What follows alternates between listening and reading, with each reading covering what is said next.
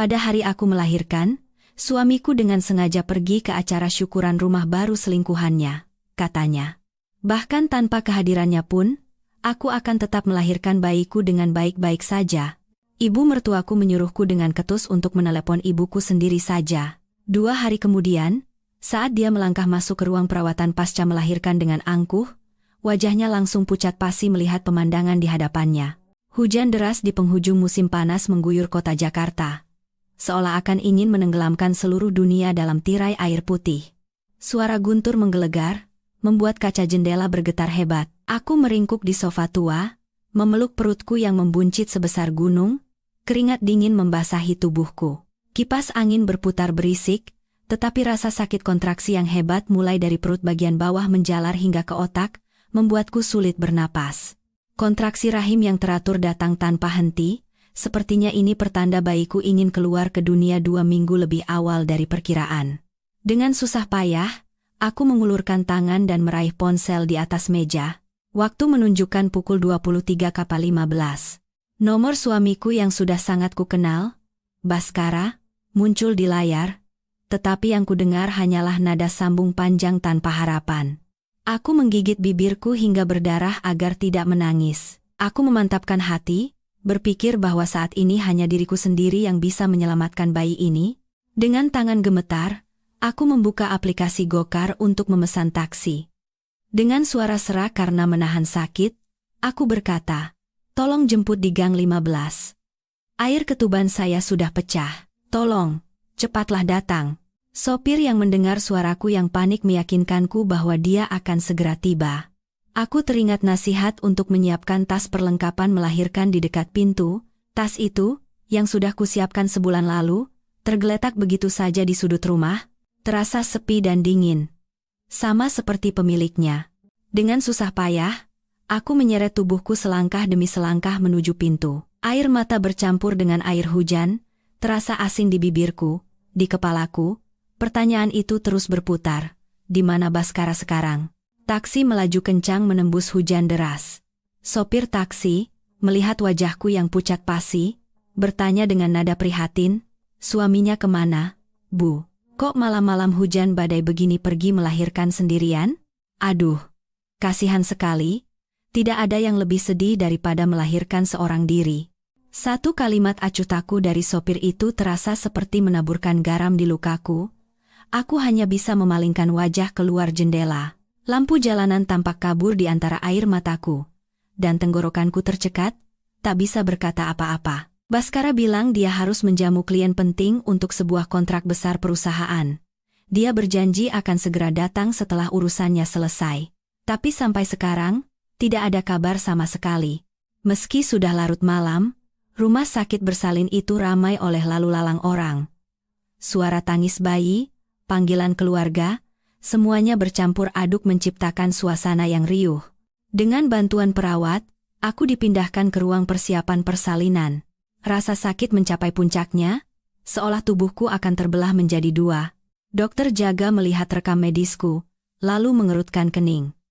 Ibu punya riwayat tekanan darah rendah, janinnya juga besar dan posisinya kurang baik. Kita mungkin perlu memberikan suntikan epidural untuk persalinan normal, atau jika perlu, operasi CSR darurat. Wali ibu di mana? Tolong masuk untuk menandatangani surat persetujuan. Aku memandang sekeliling dinding putih. Di atas ranjang rumah sakit yang kosong, aku terbaring sendirian, rasa sedih dan takut menyelimuti hatiku. Dengan tangan gemetar, aku mengangkat ponsel. Dengan jari-jari yang basah oleh keringat, aku menelepon Baskara untuk yang ke-11 kalinya. Kali ini, seseorang menjawab begitu nada sambung berakhir, tetapi itu bukan suara berat suamiku yang kukenal. Terdengar suara wanita muda yang centil. "Halo, siapa ya? Mas Baskara lagi sibuk, nggak bisa angkat telepon." Jantungku serasa berhenti berdetak, rasa sakit fisik memudar di hadapan kebingungan yang luar biasa. Dengan sekuat tenaga, aku memaksa suaraku keluar. "Anda siapa? Suami saya di mana? Tolong berikan teleponnya. Saya akan segera melahirkan." Suara di seberang hening sejenak, lalu terdengar tawa yang provokatif. "Oh, Mbak Toh, Mas Baskara lagi mandi, siap-siap buat acara syukuran rumah baru kami, katanya. Mbak disuruh lahiran sendiri saja.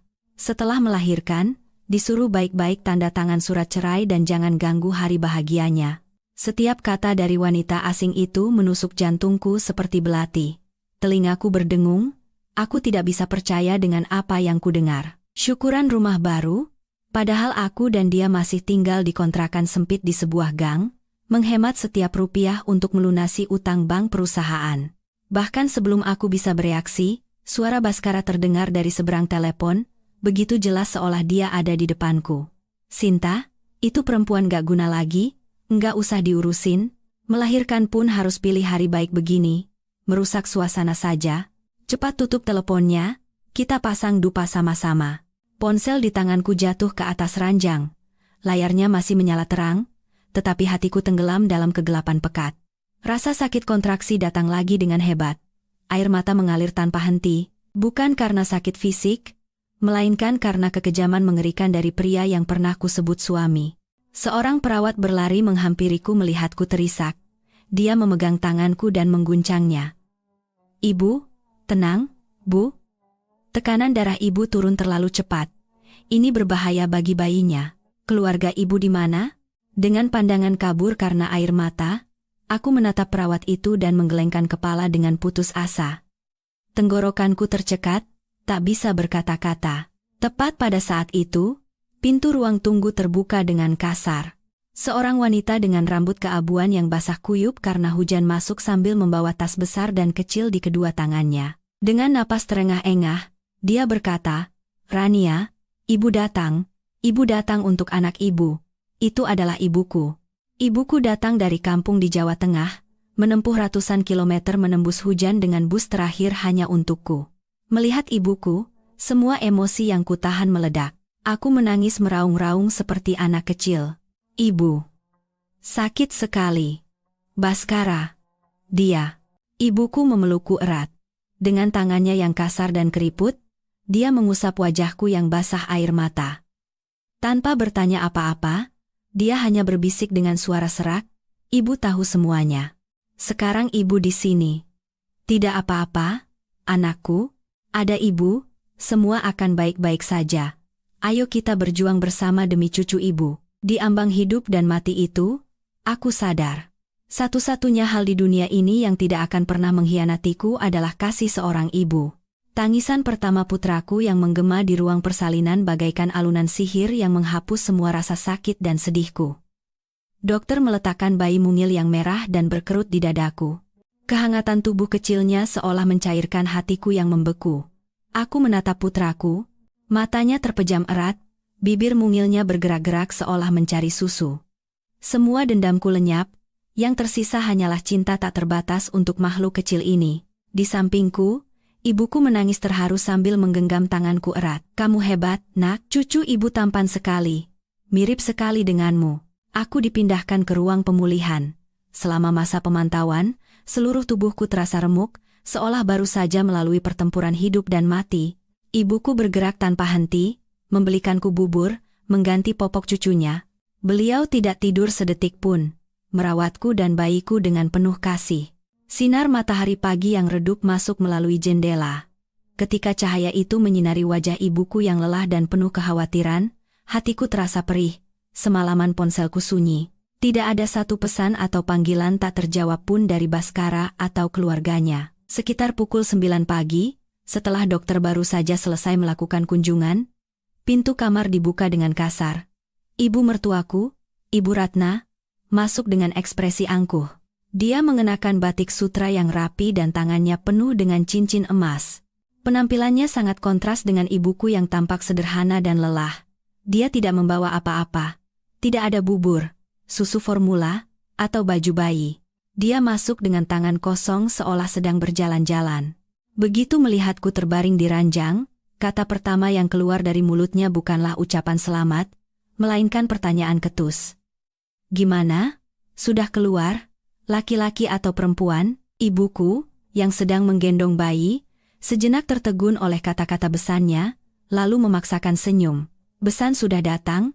Rania melahirkan anak laki-laki, beratnya 3,2 kilogram. Sehat sekali. Mendengar kata anak laki-laki, mata Ibu Ratna berbinar seperti lampu mobil.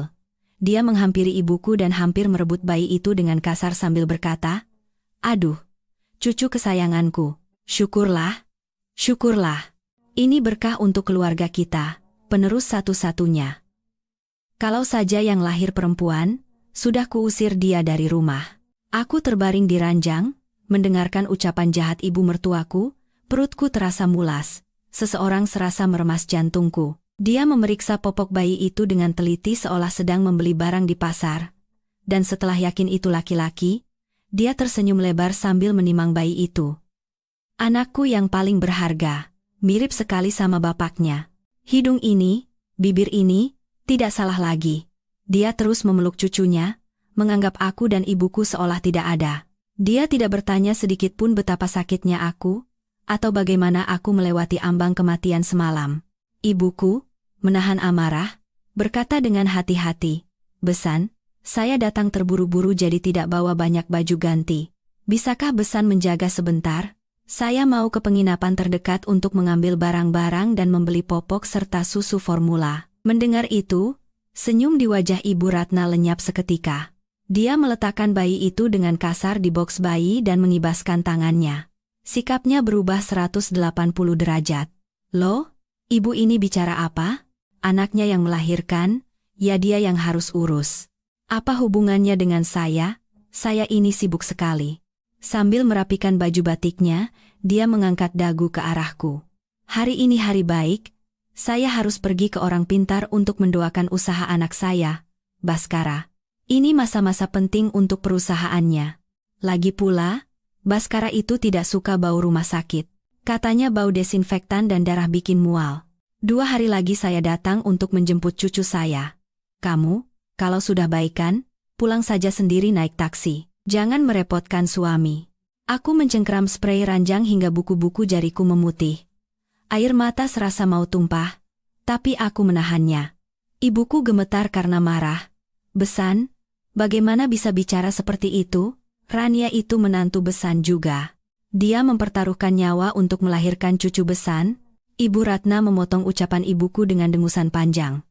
"Halah, semua perempuan juga melahirkan. Kenapa dia merasa paling istimewa? Cucu itu darah daging keluarga kami. Jadi akan kami urus.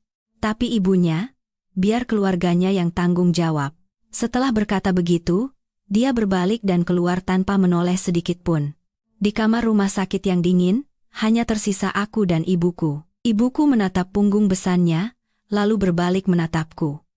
Air mata mengalir di pipinya yang keriput. "Anakku, anakku yang malang. Kenapa nasibmu begini, Rania?" Dengan susah payah, aku bangkit dan memegang tangan ibuku yang gemetar, mencoba menenangkannya dengan senyum paksa. Tapi di dalam hatiku, segalanya telah hancur. Aku melihat tagihan rumah sakit yang belum dibayar di atas meja, lalu menatap bayiku yang baru lahir dan tertidur. Kemarahan yang sunyi mulai membara di hatiku. Mereka memperlakukanku seperti pembantu, meremehkan keluargaku karena miskin, dan menginjak-injak harga diriku. Baiklah, jika mereka begitu kejam, maka aku tidak punya pilihan selain menjadi lebih kejam. Aku menyeka air mataku. Tatapan mataku menjadi lebih tajam dari sebelumnya. Aku berjanji pada diriku sendiri, air mata yang lemah ini, mulai hari ini, tidak akan pernah lagi kuteteskan untuk orang-orang yang tidak berharga.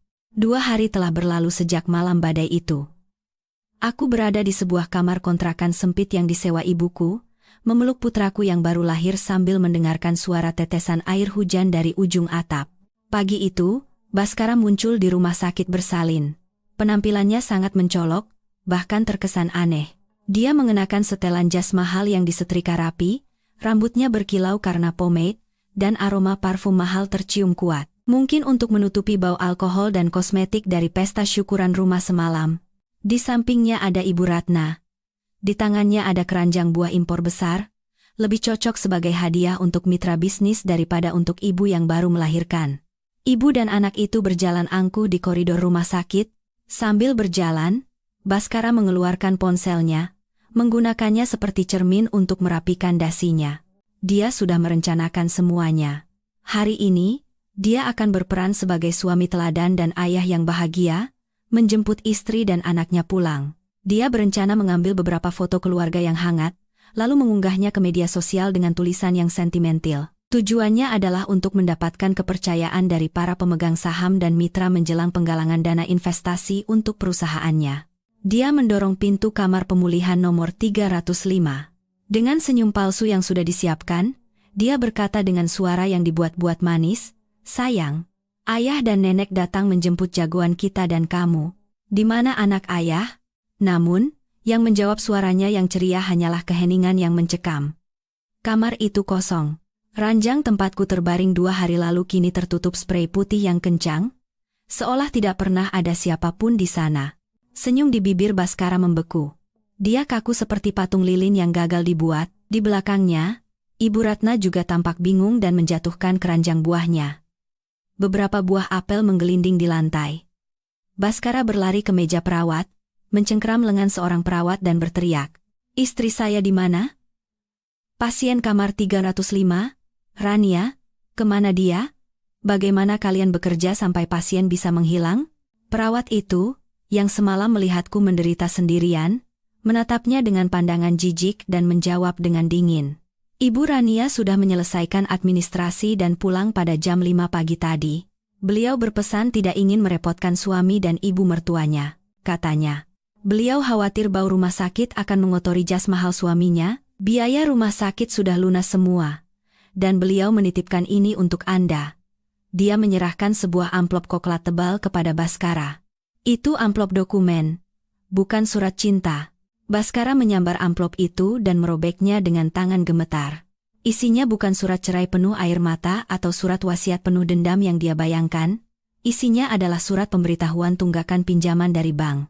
"Apartemen atas nama kami berdua sudah menunggak cicilan selama 3 bulan. Bersama surat itu, terlampir salinan surat kuasa dengan tanda tanganku." Tapi tulisan tangannya tampak gemetar dan janggal. Siapapun bisa melihat itu palsu. Di bawahnya, ada satu baris kalimat yang kutulis dengan pulpen merah, penuh dengan tekad sekuat baja. "Kau ingin aku menandatangani surat persetujuan pinjaman dana tahap kedua untuk IPO perusahaanmu? Bermimpilah. Sekarang kau tahu siapa yang memegang kendali, kan?" Membaca tulisan itu, wajah Baskara pucat pasi. AC rumah sakit berhembus dingin, tetapi keringat dingin mengucur deras dari dahinya. Dia terhuyung beberapa langkah ke belakang dan bersandar di dinding yang dingin. Kertas di tangannya jatuh lemas ke lantai seperti daun kering. Pada saat yang sama, ponsel di sakunya berdering nyaring. Di layar tertera nama, Pak Tirtayasa, Ventura Capital. Nada dering itu terdengar mendesak, seperti vonis mati. Baskara buru-buru menjawab telepon. Suaranya bergetar seperti daun ditiup angin. "Halo, Pak Tirtayasa." "Ya, Pak, ya." "Istri saya. Istri saya sedang sedikit lelah." "Ya, sore ini pasti saya dapatkan tanda tangannya. Jangan khawatir, Pak." Menutup telepon, Baskara menoleh ke ibunya. Matanya penuh ketakutan dan keputusasaan. Ibu Ratna sepertinya masih belum mengerti situasinya. Dia memungut apel yang jatuh di lantai, mengelapnya ke bajunya, dan bergumam, "Dasar perempuan tidak tahu diuntung. Pulang tanpa izin. Nanti di rumah harus diberi pelajaran." Tapi dia tidak tahu, menantu dari desa yang selalu diremehkannya baru saja melancarkan pukulan telak pada putranya. "Kepergianku bukan sekadar pelarian dari penderitaan. Itu adalah langkah pertama dari sebuah rencana untuk mendapatkan keadilan bagi diriku dan putraku." Malam itu, di sebuah desa yang tenang di mana suara kodok di sawah terdengar jelas, kedamaian tiba-tiba terusik oleh suara mesin mobil dan gedoran pintu yang keras. Aku yang sedang menidurkan putraku terkejut oleh suara itu. Ibuku, mengira ada maling, bergegas keluar sambil membawa sapu. Namun, ketika pintu kayu tua itu terbuka, yang berdiri di sana bukanlah maling, melainkan Baskara. Dasinya longgar, dan kedua matanya merah karena amarah dan ketakutan. Tanpa menyapa ibu mertuanya, Baskara menerobos masuk ke dalam rumah seperti badai dan berteriak, "Rania, di mana kamu? Keluar sekarang. Hebat sekali kamu, ya. Tidak cukup menghilang, sekarang kamu mengancamku." Ibuku terkejut dan menghalangi pintu kamar dengan kedua lengannya. Suaranya bergetar, tetapi tegas. Apa-apaan ini? Rania baru saja melahirkan, tubuhnya masih lemah. Kamu sudah gila? Datang malam-malam begini, membuat keributan? Baskara menepis lengan ibuku dengan kasar. Karena kekuatan pria yang marah itu, ibuku terhuyung dan hampir jatuh. Aku berjalan keluar dari kamar. Aku masih mengenakan piyama longgar dan handuk di kepala. Tetapi tatapan mataku saat menatapnya anehnya begitu tenang. Tidak seperti 2 tahun terakhir di mana aku selalu menunduk di hadapannya. Aku tidak menangis atau merasa takut. Aku dengan tenang meletakkan jari telunjuk di bibirku dan memberi isyarat SSTS. Lalu aku menunjuk ke teras. Kita bicara di luar. Nanti bayinya bangun. Di teras, di bawah cahaya lampu pijar yang redup, kami berhadapan. Baskara menatapku tajam. Dia melemparkan amplop yang kutinggalkan di rumah sakit ke atas meja kayu. Kamu sudah gila? Kamu tahu betapa malunya aku di depan orang-orang rumah sakit hari ini? Apa maksudmu meninggalkan kertas rongsokan ini? Kamu mau menuntutku karena memalsukan tanda tangan? Kalau masalah ini sampai tersebar, keluarga kita bisa jadi gelandangan, tahu tidak? Aku menatapnya. Pria yang pernah kucintai dengan segenap hati, yang demi kesuksesannya aku korbankan segalanya, kini menunjukkan sifat aslinya yang egois dan hina. Aku membungkuk, mengambil surat tunggakan pinjaman itu, membersihkannya dari debu, dan meletakkannya kembali dengan rapi di hadapannya. Suaraku tenang, tetapi setiap kata bergema seperti paku yang ditancapkan di ruang yang sunyi. Baskara, kau pikir aku bodoh? Kau pikir aku tidak tahu kau diam-diam mengambil sertifikat apartemen atas nama kita, memalsukan tanda tanganku, dan menjadikannya jaminan untuk pinjaman bank? Kau menggunakan uang itu untuk memoles laporan keuangan perusahaanmu, kan? Kau pikir aku tidak tahu kau menggunakan uang perusahaan untuk membayar sewa dan menyembunyikan selingkuhan rubahmu? Si Sinta itu, di apartemen mewah? Baskara ternganga, membeku. Dia tidak pernah membayangkan bahwa istrinya, yang selama ini hanya berkutat di dapur dan mengurus anak, tahu semua perbuatannya sampai sedetail ini. Keberaniannya yang tadi meluap-luap lenyap seketika seperti balon yang kempis. Dia tergagap. Kakakmu memata-mataiku, jangan percaya omongan orang sembarangan. Aku tertawa sinis mendengar pembelaannya yang kikuk dan memotongnya. Tidak perlu dimata-matai, kau dan perempuan itu sudah menunjukkan semuanya sendiri. Sekarang, aku beri kau 2 pilihan. 1, turuti semua perkataanku mulai sekarang. Maka untuk sementara aku akan diam. 2. Besok pagi surat laporan pemalsuan dokumen dan penipuan pinjaman akan ada di meja direktur bank dan kepala polisi.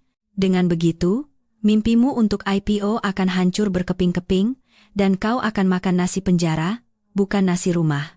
Baskara menatapku lekat-lekat. Pupil matanya bergetar cemas, dan keringat dingin mulai membasahi dahinya lagi. Dia tahu betul bahwa ini adalah saat paling krusial bagi perusahaannya. Jangankan tuntutan hukum, satu rumor buruk saja bisa membuat investor menarik dana mereka dan bank menekan pinjaman. Aku bersandar di tiang, merasakan angin malam yang dingin. Tapi di dalam hatiku, tekad yang membara, yang belum pernah kurasakan sebelumnya, berkobar. Keesokan paginya, begitu suara ayam berkokok berhenti, ibuku sudah di dapur memasak bubur sumsum yang harum. Ibuku, yang sepertinya masih terguncang oleh keributan semalam, menatapku dengan mata penuh kekhawatiran dan kasihan. Tapi aku menenangkannya, "Ibu, jangan khawatir. Anak ibu bukan lagi si bawang putih yang pasrah ditindas." Sesuai dugaanku, sebelum jam 7 pagi, sedan mewah Baskara berhenti di depan rumah. Tapi kali ini, sikapnya benar-benar berbeda. Baskara masuk ke rumah sambil membawa seikat mawar merah. Wajahnya pucat karena kurang tidur, tetapi dia memaksakan ekspresi penuh penyesalan. Dia tidak lagi angkuh seperti semalam. Melihat ibuku, dia membungkuk dengan hormat. "Ibu, selamat pagi. Kemarin saya sedikit mabuk, jadi saya salah bicara. Mohon maafkan saya." Lalu dia mendekatiku, berlutut di samping ranjang. Dia memegang tanganku yang dingin, dan berkata dengan suara tercekat, "Rania, aku salah. Aku memang brengsek, tapi tolong, mengertilah aku. Tekanan di perusahaan sangat berat. Aku terpaksa melakukan itu demi masa depanmu dan anak kita. Tolong jangan tuntut aku. Itu sama saja membunuh suami dan ayah dari anakmu. Aku menepis tangannya. Melihat aktingnya yang payah membuatku mual. Dulu, mungkin aku akan luluh oleh air mata buayanya dan percaya. Tapi sekarang, yang kulihat di matanya hanyalah perhitungan licik. Aku berkata dengan dingin, bangun. Hentikan aktingmu, di sini tidak ada penonton. Katakan saja langsung apa maumu. Baskara bangkit dan berbisik dengan suara pelan. Minggu depan, Dewan Investor dari Vina Capital akan datang makan malam di rumah kita. Mereka sangat mementingkan nilai-nilai keluarga. Mereka ingin melihat citra keluarga yang bahagia, pasangan yang harmonis. Tolong, bantu aku sekali ini saja. Berperanlah sebagai istri yang baik. Kalau investasi ini berhasil, aku janji akan benar-benar baik padamu. Aku akan putus dengan perempuan itu dan fokus pada pekerjaan. Aku bersumpah. Aku tersenyum sinis. Aku menatapnya lurus dengan tatapan tajam. Baiklah. Aku akan kembali. Aku akan menyiapkan makan malam paling mewah dan berperan sebagai istri yang paling sempurna. Tapi, semua ada harganya. Jika kau ingin aku menyelamatkanmu dan menjaga topengmu yang gemerlap itu, kau harus membayar biaya penampilan yang pantas. Baskara sejenak tertegun, lalu mengangguk cepat. Tentu, apapun yang kau mau akan kuberikan. Tas mewah, mobil, atau liburan ke luar negeri? Aku tidak butuh barang-barang semu seperti itu. Suaraku tegas. Transfer 5 miliar rupiah ke rekening pribadiku sekarang juga, atas nama dana jaminan biaya hidup anak. Uang ini akan menjadi milik pribadiku. Tidak ada hubungannya dengan harta bersama. Kalau kau transfer sekarang, aku akan kembali. Kalau tidak, kau pulang saja. Aku dan anakku bisa hidup baik-baik di sini. Baskara ternganga. Angka 5 miliar rupiah itu seperti pukulan telak baginya. Dalam kondisi keuangan yang ketat seperti sekarang, mendapatkan uang tunai 5 miliar hampir mustahil. Dia mengerutkan kening. Kakakmu bercanda? Kamu pikir 5 miliar itu uang kecil? Semua dana perusahaan terikat di proyek. Mana ada uang tunai sebanyak itu sekarang? Bagaimana kalau 500 juta dulu? Aku menggeleng tegas. Tidak ada tawar-menawar. Entah kau pinjam dari rentenir atau dari selingkuhanmu, itu urusanmu. Begitu 5 miliar masuk ke rekeningku, aku akan kembali membawa anakku. Kalau tidak, surat laporan akan dikirim jam 9 pagi ini. Aku pura-pura mengangkat ponsel dan menekan nomor. Baskara benar-benar ketakutan. Dia mengangkat tangan untuk menghentikanku. Baik. Beri aku waktu 1 jam. Aku akan usahakan. Kau harus menepati janjimu. Melihat punggung Baskara yang bergegas menuju mobilnya, aku tahu aku telah memenangkan pertempuran pertama. Ikatan pernikahan kini telah menjadi transaksi dingin. 5 miliar rupiah, dibandingkan dengan penderitaan yang kualami, itu harga yang sangat murah. Tapi uang itu akan menjadi modal awal bagiku dan putraku untuk memulai hidup baru. Aku tidak serakah. Aku hanya mengambil kembali apa yang seharusnya menjadi milikku. Sebelum kapal karam bernama keluarga ini benar-benar tenggelam. Setelah memastikan 5 miliar rupiah masuk ke rekeningku dengan notifikasi ting, aku menghela napas lega. Aku segera memecah uang itu dan memasukkannya ke rekening deposito atas nama orang tuaku, dan hanya menyisakan sebagian kecil untuk biaya hidup. Sore itu, mobil Baskara datang lagi menjemputku dan putraku kembali ke rumah kami bersama. Tempat yang pernah menjadi sarang yang hangat, kini tak lebih dari sebuah penjara. Saat membuka pintu, bau dupa yang menyengat menusuk hidungku. Ibu Ratna sedang berlutut di depan altar, menggumamkan sesuatu sambil bersujud. Melihatku masuk sambil menggendong bayi, dia langsung mengubah sikapnya dan berlari menyambut dengan ramah. Aduh, cucu kesayangan nenek sudah pulang. Capek di jalan, nak? Nenek sudah menunggu sampai leher nenek pegal. Dia mencoba menggendong cucunya, tapi aku dengan halus menghindar. Ibu, bayinya baru saja minum susu dan tidur. Sebaiknya diletakkan di kamar yang tenang. Ibu Ratna sejenak tampak canggung, tetapi karena Baskara melihat, dia tidak berkata apa-apa dan tersenyum kaku. Oh, iya, kalau begitu cepat bawa ke kamar. Di dapur ada sup ayam jahe. Nanti ibu bawakan untuk memulihkan tenagamu. Aku masuk ke kamar dan meletakkan bayi di boksnya. Aku memandang sekeliling kamar yang familiar, tetapi hatiku terasa dingin. Semuanya masih sama, tetapi perasaan akrab itu telah hilang. Tak lama kemudian, Ibu Ratna datang membawa sup ayam. Aroma rempahnya harum, tapi aku sama sekali tidak berselera. Dia meletakkan mangkuk sup dan berkata dengan ramah, "Cepat dimakan sebelum dingin. Ibu pilih ayam kampung yang paling bagus. Makan yang banyak biar ASImu lancar untuk cucu nenek." Aku dengan enggan mengucapkan terima kasih. Dia duduk sejenak, menatapku dan mengobrol hal-hal sepele, tetapi matanya gelisah melirik keluar jendela, seolah sedang menunggu sesuatu. "Ya sudah, cepat dimakan. Nenek mau bersih-bersih di bawah dulu." Ibu Ratna berkata begitu lalu bergegas keluar kamar. Tapi karena terlalu terburu-buru, dia lupa menutup pintu dengan rapat.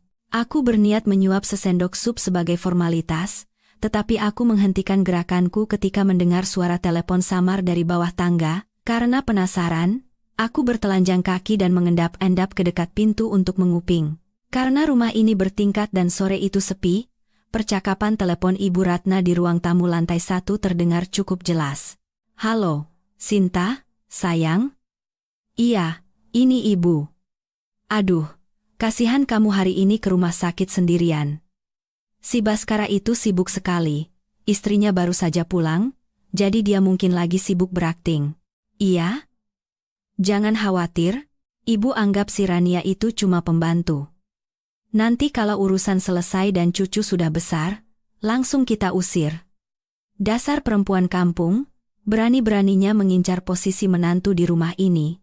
Jelas tidak sebanding denganmu, kan?" Dia terkekeh. Suaranya manis dan menjilat, sangat berbeda dengan nada dinginnya saat berbicara denganku. "Iya, sabar sedikit ya.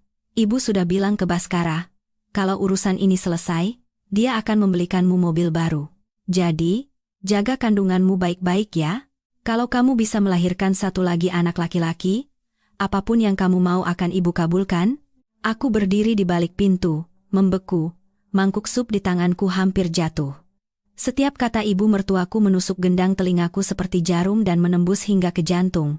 Ternyata, sup ayam ini bukanlah bentuk perhatian, melainkan obat penenang untuk membuatku tertidur di dalam perangkap yang mereka pasang. Mereka menganggapku korban bodoh, dan selingkuhan itu, dialah keluarga sejati yang mereka puja-puja. Aku menelan air mataku dan kembali ke ranjang. Melihat sup ayam yang masih mengepul, rasa pahit naik ke tenggorokanku. Aku membuang sup itu ke toilet dan menyiramnya, seolah-olah sedang membersihkan sisa-sisa harapan terakhirku di rumah ini. Aku merias bibirku dengan sedikit lipstik agar terlihat lebih segar. Lalu aku menggendong putraku dan berbisik, "Sayang, nenekmu jago sekali berakting, ya? Tapi, ayo kita lihat bersama bagaimana akhir dari sandiwara ini, nak." Aku sadar bahwa musuh yang harus kuhadapi sekarang bukan hanya suami yang bejat, tetapi seluruh keluarganya yang penuh perhitungan dan kemunafikan. Malam itu, udara di rumah besar itu begitu dingin hingga suara AC dan dengung nyamuk di sudut dinding pun terdengar. Baskara baru pulang menjelang tengah malam. Wajahnya lelah, dan bau rokok menempel kuat di bajunya. Dia tidak langsung masuk ke kamar tidur, melainkan duduk di ruang tamu dan terus merokok. Asap mengepul seperti kabut, menutupi kemunafikannya yang menyedihkan. Aku tahu dia sedang menungguku. Untuk menyelesaikan transaksi dingin yang telah kami sepakati, transaksi membeli kedamaian dengan uang tunai. Aku menggendong putraku dan diam-diam menuruni tangga. Suara sandalku di lantai kayu membuat Baskara terkejut dan menoleh. Dia mematikan rokoknya di asbak, lalu dari saku dalam jasnya dia mengeluarkan smartphone model terbaru. Dengan ekspresi enggan, dia dengan cepat menekan layar. Dia tidak menatapku. Dia hanya menatap angka-angka yang menari di aplikasi bank dan berkata dengan suara serak, 5 miliar sudah kusiapkan. Cek rekeningmu. Ini semua uang pinjaman dari rentenir. Bunganya gila-gilaan. Kalau sudah terima uangnya, jaga mulutmu baik-baik. Aku meletakkan putraku di box bayi di sudut ruang tamu dan mengangkat ponselku.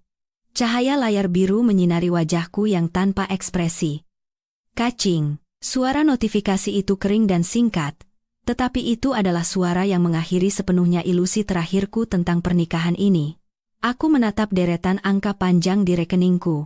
Di dalam hatiku, bukannya senang, yang ada hanyalah rasa pahit yang menyesakkan, 5 miliar rupiah. Itulah harga untuk 4 tahun masa mudaku, tahun-tahun bekerja sambil mengencangkan ikat pinggang, persalinan di ambang kematian, dan pengkhianatan yang tak tahu malu ini. Aku mengangkat kepala, menatap Baskara, dan berkata dengan tenang, uangnya sudah kuterima. Sampai perusahaanmu berhasil IPO, aku akan setia pada peranku. Tapi ingat, ini biaya hidup anak, bukan uang suap untuk membungkamku. Baskara menghela napas panjang, seolah baru saja melepaskan beban seberat ribuan ton. Sikapnya yang tadi memelas telah hilang, digantikan oleh kesombongan khas orang yang punya uang. Dia bangkit, merapikan kerah bajunya, dan tersenyum sinis. Sudah terima uangnya, kan? Perempuan memang, asal ada uang semua beres. Karena sudah terima uang, jangan pasang muka masam pada ibuku. Beraktinglah yang benar. Jangan sampai merusak rencanaku. Setelah berkata begitu, dia langsung menuju kamar mandi, meninggalkan aku dan putraku sendirian di ruang tamu yang luas dan dingin. Malam itu, di bawah cahaya lampu redup, aku duduk dan melakukan serangkaian transfer melalui ponsel. Aku memecah 5 miliar rupiah itu, sebagian ku transfer ke rekening deposito atas nama orang tuaku di kampung sebagai uang bakti, sebagian lagi ku kirim ke rekening sepupuku yang ku percaya untuk dibelikan emas dan disimpan. Aku harus segera mendiversifikasi aset ini dan menjadikannya milik pribadiku yang sah sebelum terjadi hal-hal yang tidak diinginkan. Setelah melihat saldo rekeningku kembali menjadi angka yang sederhana, hatiku sedikit tenang. Aku menatap putraku yang tertidur. Dadanya yang mungil naik turun seirama napasnya. Aku berjanji dalam hati, "Nak, dengan uang ini, ibu akan membangun benteng yang kokoh untukmu." Keesokan paginya, aku bangun pagi-pagi dan menyiapkan sarapan mewah seolah tidak terjadi apa-apa. Ketika Baskara dan Ibu Ratna duduk di meja makan, aku tersenyum, menyapa, dan menyajikan lauk pauk untuk mereka, memainkan peran sebagai istri yang baik dengan sempurna. Ibu Ratna tampak sangat puas melihatku patuh. Dia melirik Baskara seolah berkata, "Lihat, kan? Ku bilang juga apa, kasih uang saja pasti beres." Mereka tidak tahu. Senyum di bibirku bukanlah senyum kepatuhan, melainkan senyum seseorang yang dari atas panggung menyaksikan tarian para boneka. Aku sudah memegang kunci menuju pintu kebebasan. Dan aku akan menunggu dengan sabar sampai saat yang paling tepat tiba. Saat untuk meninggalkan neraka berlapis emas ini. Beberapa hari kemudian, Baskara mengirim pesan, memintaku membawakan bekal makan siang ke kantornya. Alasannya, dia ingin menunjukkan citra yang baik di depan para karyawannya dan ingin bermanja-manja. Aku tahu akal bulusnya untuk memanfaatkanku, tapi aku setuju. Aku menganggapnya sebagai kewajiban seorang aktris yang telah dibayar 5 miliar. Aku mengenakan pakaian kerja yang rapi dan merias wajah tipis untuk menutupi kelelahan pasca melahirkan. Sambil membawa rantang 3 susun, aku naik taksi menuju gedung kantor Baskara. Saat memasuki lobi, udara sejuk AC dan aroma serai lemon menyegarkan dari panasnya Jakarta. Tepat saat aku hendak mendekati meja resepsionis, terdengar suara sepatu hak tinggi yang beradu dengan lantai marmer dan suara manja yang menyebalkan. Seorang wanita muda dengan gaun merah ketat yang memperlihatkan lekuk tubuhnya sedang bersandar di meja resepsionis, memainkan rambut ikalnya. Itu Sinta, selingkuhan yang suaranya kudengar di telepon malam itu, wanita yang dipuja-puja ibu mertuaku sebagai calon menantu idaman. Sinta menoleh padaku, menatapku dari atas ke bawah dengan pandangan meremehkan, lalu tatapannya berhenti pada rantang di tanganku.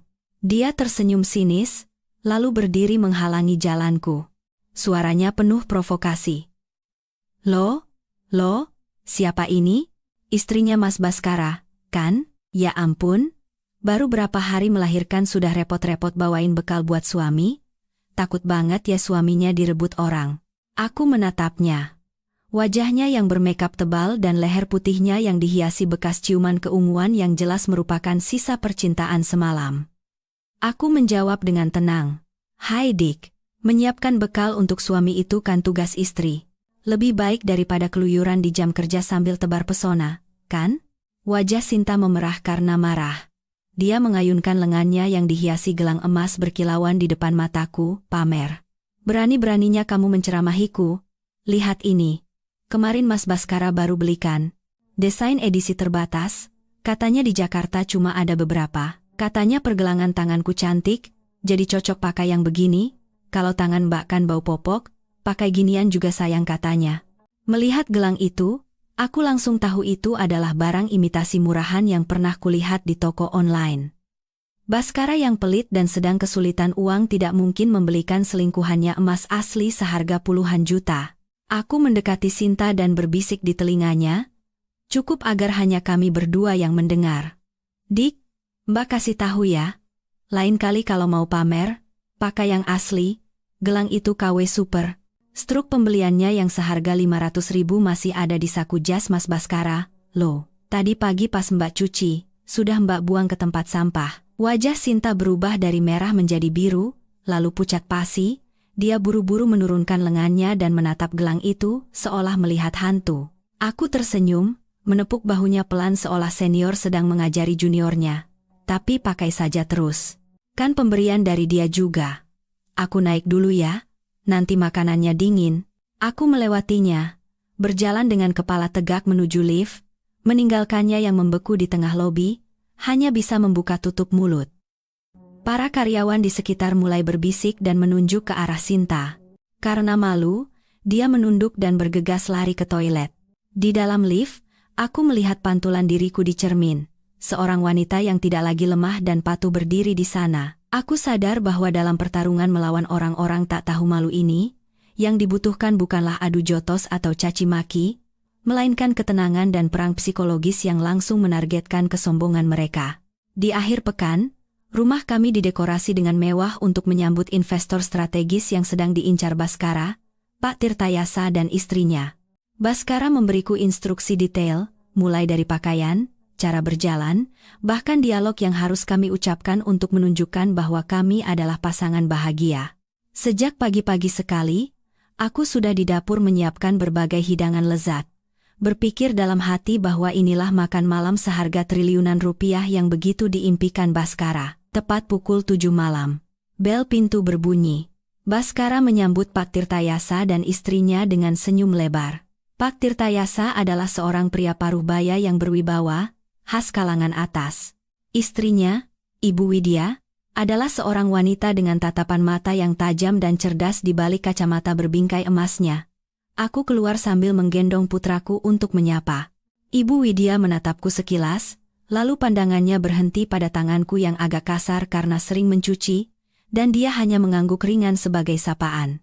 Makan malam dimulai dalam suasana canggung, tetapi ditutupi dengan cerdik oleh tawa palsu dan denting gelas. Baskara terus-menerus mengambilkan makanan untukku dan membisikkan kata-kata manis. Sayang, kamu capek ya? Makan yang banyak biar pulih tenaganya. Pak Tirtayasa mungkin tidak tahu, tapi istri saya ini jago sekali mengurus rumah.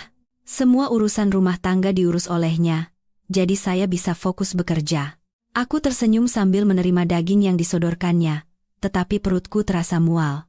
Duduk di seberang, Ibu Widya tidak banyak bicara, tetapi dia mengamati setiap gerak-gerik kami dengan saksama. Tiba-tiba dia bertanya, "Saya dengar Pak Baskara sangat sibuk. Apakah ada waktu untuk mengurus istri dan anak? Setelah melahirkan, wanita biasanya sensitif, butuh perhatian lebih dari suami." Baskara dengan cepat menjawab, "Tentu saja, Bu. Sesibuk apapun, saya selalu berusaha pulang cepat untuk istri dan anak saya. Setiap akhir pekan kami pergi ke puncak untuk cari angin segar dan refreshing." Mendengar itu, aku sejenak berhenti. Tanganku yang sedang menyuapi bubur pada putraku sedikit gemetar. Puncak. Ya, dia sering ke puncak, tapi itu bersama Sinta, menuju apartemen mewahnya, bukan untuk mengajakku dan anakku. Aku berpura-pura tidak terjadi apa-apa dan dengan lembut ikut dalam percakapan. Iya, Mas Baskara memang perhatian sekali. Hanya saja karena terlalu sibuk, kadang suka lupa. Beberapa waktu lalu, dia membawakan bubur lobster untuk pemulihan saya, tapi dia lupa kalau anak kami alergi kerang-kerangan, hampir saja seluruh tubuhnya bentol-bentol. Untung saya sadar duluan, jadi tidak terjadi apa-apa. Perkataanku itu seperti menyiramkan air dingin di tengah makan malam. Senyum di wajah Baskara membeku. Dia panik, wajahnya memerah, dan dia tergagap. Ah, waktu itu aku lagi pusing sekali, jadi lupa. Akhir-akhir ini banyak kerjaan, jadi sering pelupa. Pak Tirtayasa tertawa dan menganggapnya angin lalu, Tetapi Ibu Widya berbeda. Dia meletakkan sumpitnya dan menatap Baskara dengan tatapan menyelidik, lalu menatapku dengan tatapan penuh pengertian yang aneh. Ibu Widya berkata perlahan tapi penuh makna, pria membangun rumah, wanita membangun keluarga. Tapi keluarga itu harus hangat, agar pria bisa dengan tenang membangun rumah yang tinggi. Kalau fondasinya goyah, setinggi apapun rumah itu pasti akan runtuh. Benar begitu, kan, Pak Baskara? Baskara hanya bisa mengangguk, keringat dingin mulai mengalir di dahinya. Aku tahu bahwa Ibu Widya adalah orang yang cerdas dan sudah menyadari keretakan dalam sandiwara sempurna yang disutradarai Baskara. Setelah makan malam selesai, Pak Tirtayasa dan istrinya pamit pulang. Sebelum masuk mobil, Ibu Widya menggenggam tanganku erat dan menyelipkan kartu nama pribadinya, lalu berbisik pelan, "Kalau butuh bantuan, hubungi saya kapan saja. Kita sesama perempuan harus saling bantu." Aku menatap sedan mewah yang menghilang dalam kegelapan sambil menggenggam erat kartu nama di tanganku. Rasanya seperti mendapatkan sekutu penting dalam pertarungan soliter ini. Baskara pulang ke rumah dengan wajah penuh amarah, tapi aku tidak peduli. Aku tahu benih kecurigaan telah ditanam di hati investor, dan itu akan segera tumbuh menjadi pohon berduri yang akan merusak rencananya. Setelah para tamu pulang, Baskara mabuk dan pingsan di sofa, menggumamkan angka-angka miliaran dan nama-nama proyek hantu. Aku selesai membereskan semuanya dan melihat jam, sudah lewat tengah malam. Ruangan itu begitu sunyi hingga suara dengkurannya pun terdengar. Inilah kesempatan emas. Aku berpikir ini adalah kesempatan terbaik untuk mencari bukti penyelewengan keuangan yang sudah lama kucurigai. Aku mengendap-endap mendekati tas kerja kulit mahal yang selalu dibawa Baskara. Biasanya, dia menjaga tas itu seperti makam leluhurnya, bahkan membawanya sampai ke depan pintu kamar mandi saat mandi. Dengan tangan gemetar, aku membuka tas itu. Jantungku berdebar kencang. Di dalamnya, berantakan berbagai dokumen, kontrak, dan kwitansi hiburan di klub malam dan karaoke senilai puluhan juta rupiah. Aku menyingkirkan yang tidak perlu dan terus mencari, hingga aku menemukan setumpuk rekening koran bank yang terselip di bagian paling bawah tas. Aku mengeluarkannya, menyinarinya dengan cahaya ponsel, dan membacanya dengan cepat. Aku pusing melihat aliran dana raksasa yang mencapai puluhan, bahkan ratusan miliar rupiah. Tapi yang lebih menakutkan adalah tujuan dari uang-uang ini. Uang itu tidak mengalir ke pemasok bahan bangunan atau subkontraktor yang selalu dibanggakan Baskara. Semuanya ditransfer ke rekening perusahaan bernama Anugerah Jasa Sentosa. Nama yang terdengar biasa, tapi ketika aku memeriksa alamat pendaftaran perusahaan itu, punggungku terasa dingin. Alamat itu, Desa Mulia, Kecamatan Cibinong, Bogor, Jawa Barat. Itu adalah alamat kampung halaman Sinta yang pernah tak sengaja kulihat di KTP-nya. Kebenaran yang mengerikan terbentang di depan mataku. Sinta bukan sekadar wanita penggoda. Dia adalah tokoh kunci dalam jaringan pencucian uang besar yang melibatkan Baskara. Baskara menggunakan perusahaannya untuk menggelapkan pinjaman bank dan dana investor, lalu mentransfernya seolah-olah sebagai pembayaran jasa ke perusahaan cangkang milik Sinta. Uang itu dicuci dan masuk ke kantong mereka, sementara perusahaan Baskara hanya akan tersisa sebagai cangkang kosong dengan tumpukan utang raksasa, dan penanggung jawab hukum dari semua pinjaman itu adalah kami berdua, yang namanya tertera di dokumen jaminan. Aku hampir menjatuhkan ponselku. Dengan tangan gemetar, aku memotret semua rekening koran itu. Aku menatap Baskara yang tertidur. Dia sama sekali tidak tahu bahwa dia sedang dipermainkan oleh selingkuhan muda dan kekuatan di belakangnya. Dia mengira dirinya adalah pemburu, padahal sebenarnya dia adalah mangsa gemuk yang tinggal menunggu hari untuk disembelih. Aku mengembalikan rekening koran itu ke tempatnya semula dan mengunci tasnya. Malam itu aku tidak bisa tidur. Aku duduk di dekat jendela, menatap kegelapan pekat, merasakan ketakutan meresap ke setiap sel tubuhku. Ini bukan lagi masalah perselingkuhan biasa. Ini adalah kejahatan ekonomi, perangkap mematikan yang jika aku tidak waspada, aku dan putraku akan terkubur bersama ambisi bodoh Baskara. Aku harus bergerak lebih cepat, lebih tegas, sebelum jerat itu mencekik leher kami. Sore itu, hujan tiba-tiba turun di Jakarta, mendinginkan panas musim panas, tetapi udaranya terasa lembab dan menyesakkan. Aku duduk di sebuah kafe kecil yang tersembunyi di gang yang tenang. Di seberangku duduk Joko, seorang detektif swasta yang diam-diam kusewa sejak pertama kali aku mencurigai keanehan Baskara. Joko mendorong sebuah amplop coklat tebal ke arahku. Matanya menunjukkan campuran rasa kasihan dan simpati. Dia berkata dengan suara pelan, "Ibu Rania, sebaiknya ibu siapkan mental.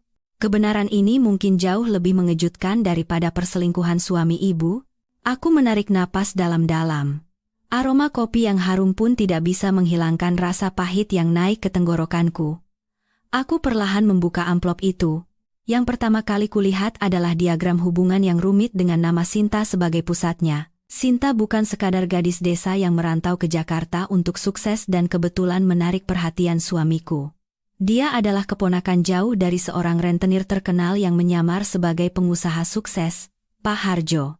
Pak Harjo inilah tokoh di balik layar yang menyuntikkan modal palsu ke perusahaan Baskara.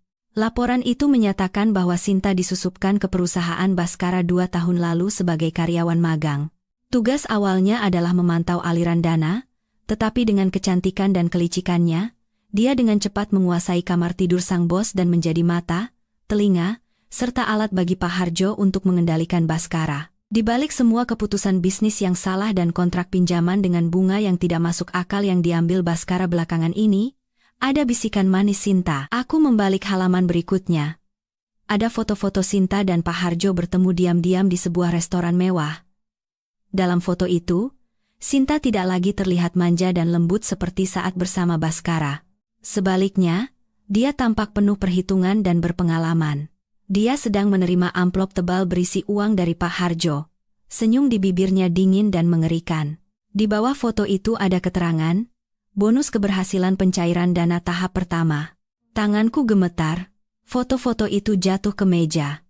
Suamiku, Baskara, yang kukira cerdas dan kompeten, ternyata hanyalah boneka yang dipermainkan di papan catur para rubah tua yang licik. Dia mengira dirinya adalah pemburu, padahal sebenarnya darah dan dagingnya sedang dihisap sedikit demi sedikit, dan dia sedang didorong ke penjara untuk melegalkan uang kotor mereka.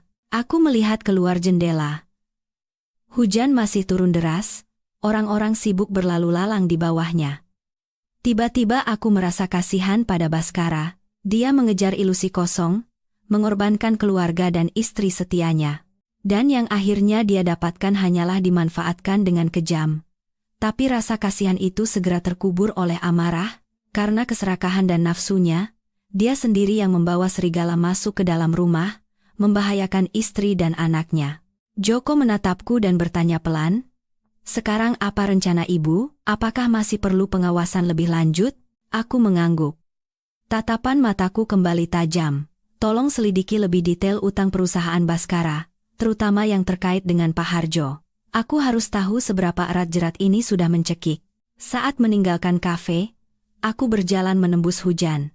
Aku berjanji dalam hati, jika Baskara terlalu bodoh untuk menyadari perangkapnya sendiri, maka aku akan menunggu dari luar saat perangkap itu menjeratnya, untuk melindungi apa yang menjadi hak anakku. Malam itu, saat aku sedang menidurkan putraku, ponsel di atas meja bergetar hebat. Notifikasi pesan baru dari nomor tak dikenal. Firasat buruk menyelimutiku, aku diam-diam meletakkan bayiku dan pergi ke balkon untuk membuka pesan itu. Yang kulihat adalah foto test pack dengan 2 garis jelas. Lalu foto USG dengan lingkaran merah di tulisan janin kembar. Di bawahnya, serangkaian foto kamar tidur yang vulgar, menunjukkan Baskara tertidur pulas di samping Sinta. Wajahnya penuh kepuasan yang menjijikkan. Pesan terakhir adalah kalimat yang provokatif dan sombong. "Mbak Rania, Mas Baskara bilang, dia sudah muak dengan bau badanmu yang asam. Aku mengandung anak kembarnya, laki-laki, tanda tangani saja surat cerai itu baik-baik, jangan sampai nanti dipermalukan dan diusir ke jalanan." Membaca setiap kata, darahku serasa mendidih. Aku menggenggam ponsel seolah ingin menghancurkannya. Dia tidak hanya merebut suamiku, tapi juga ingin menginjak-injak harga diriku dengan foto-foto kotor ini, membuatku marah dan membuat keributan.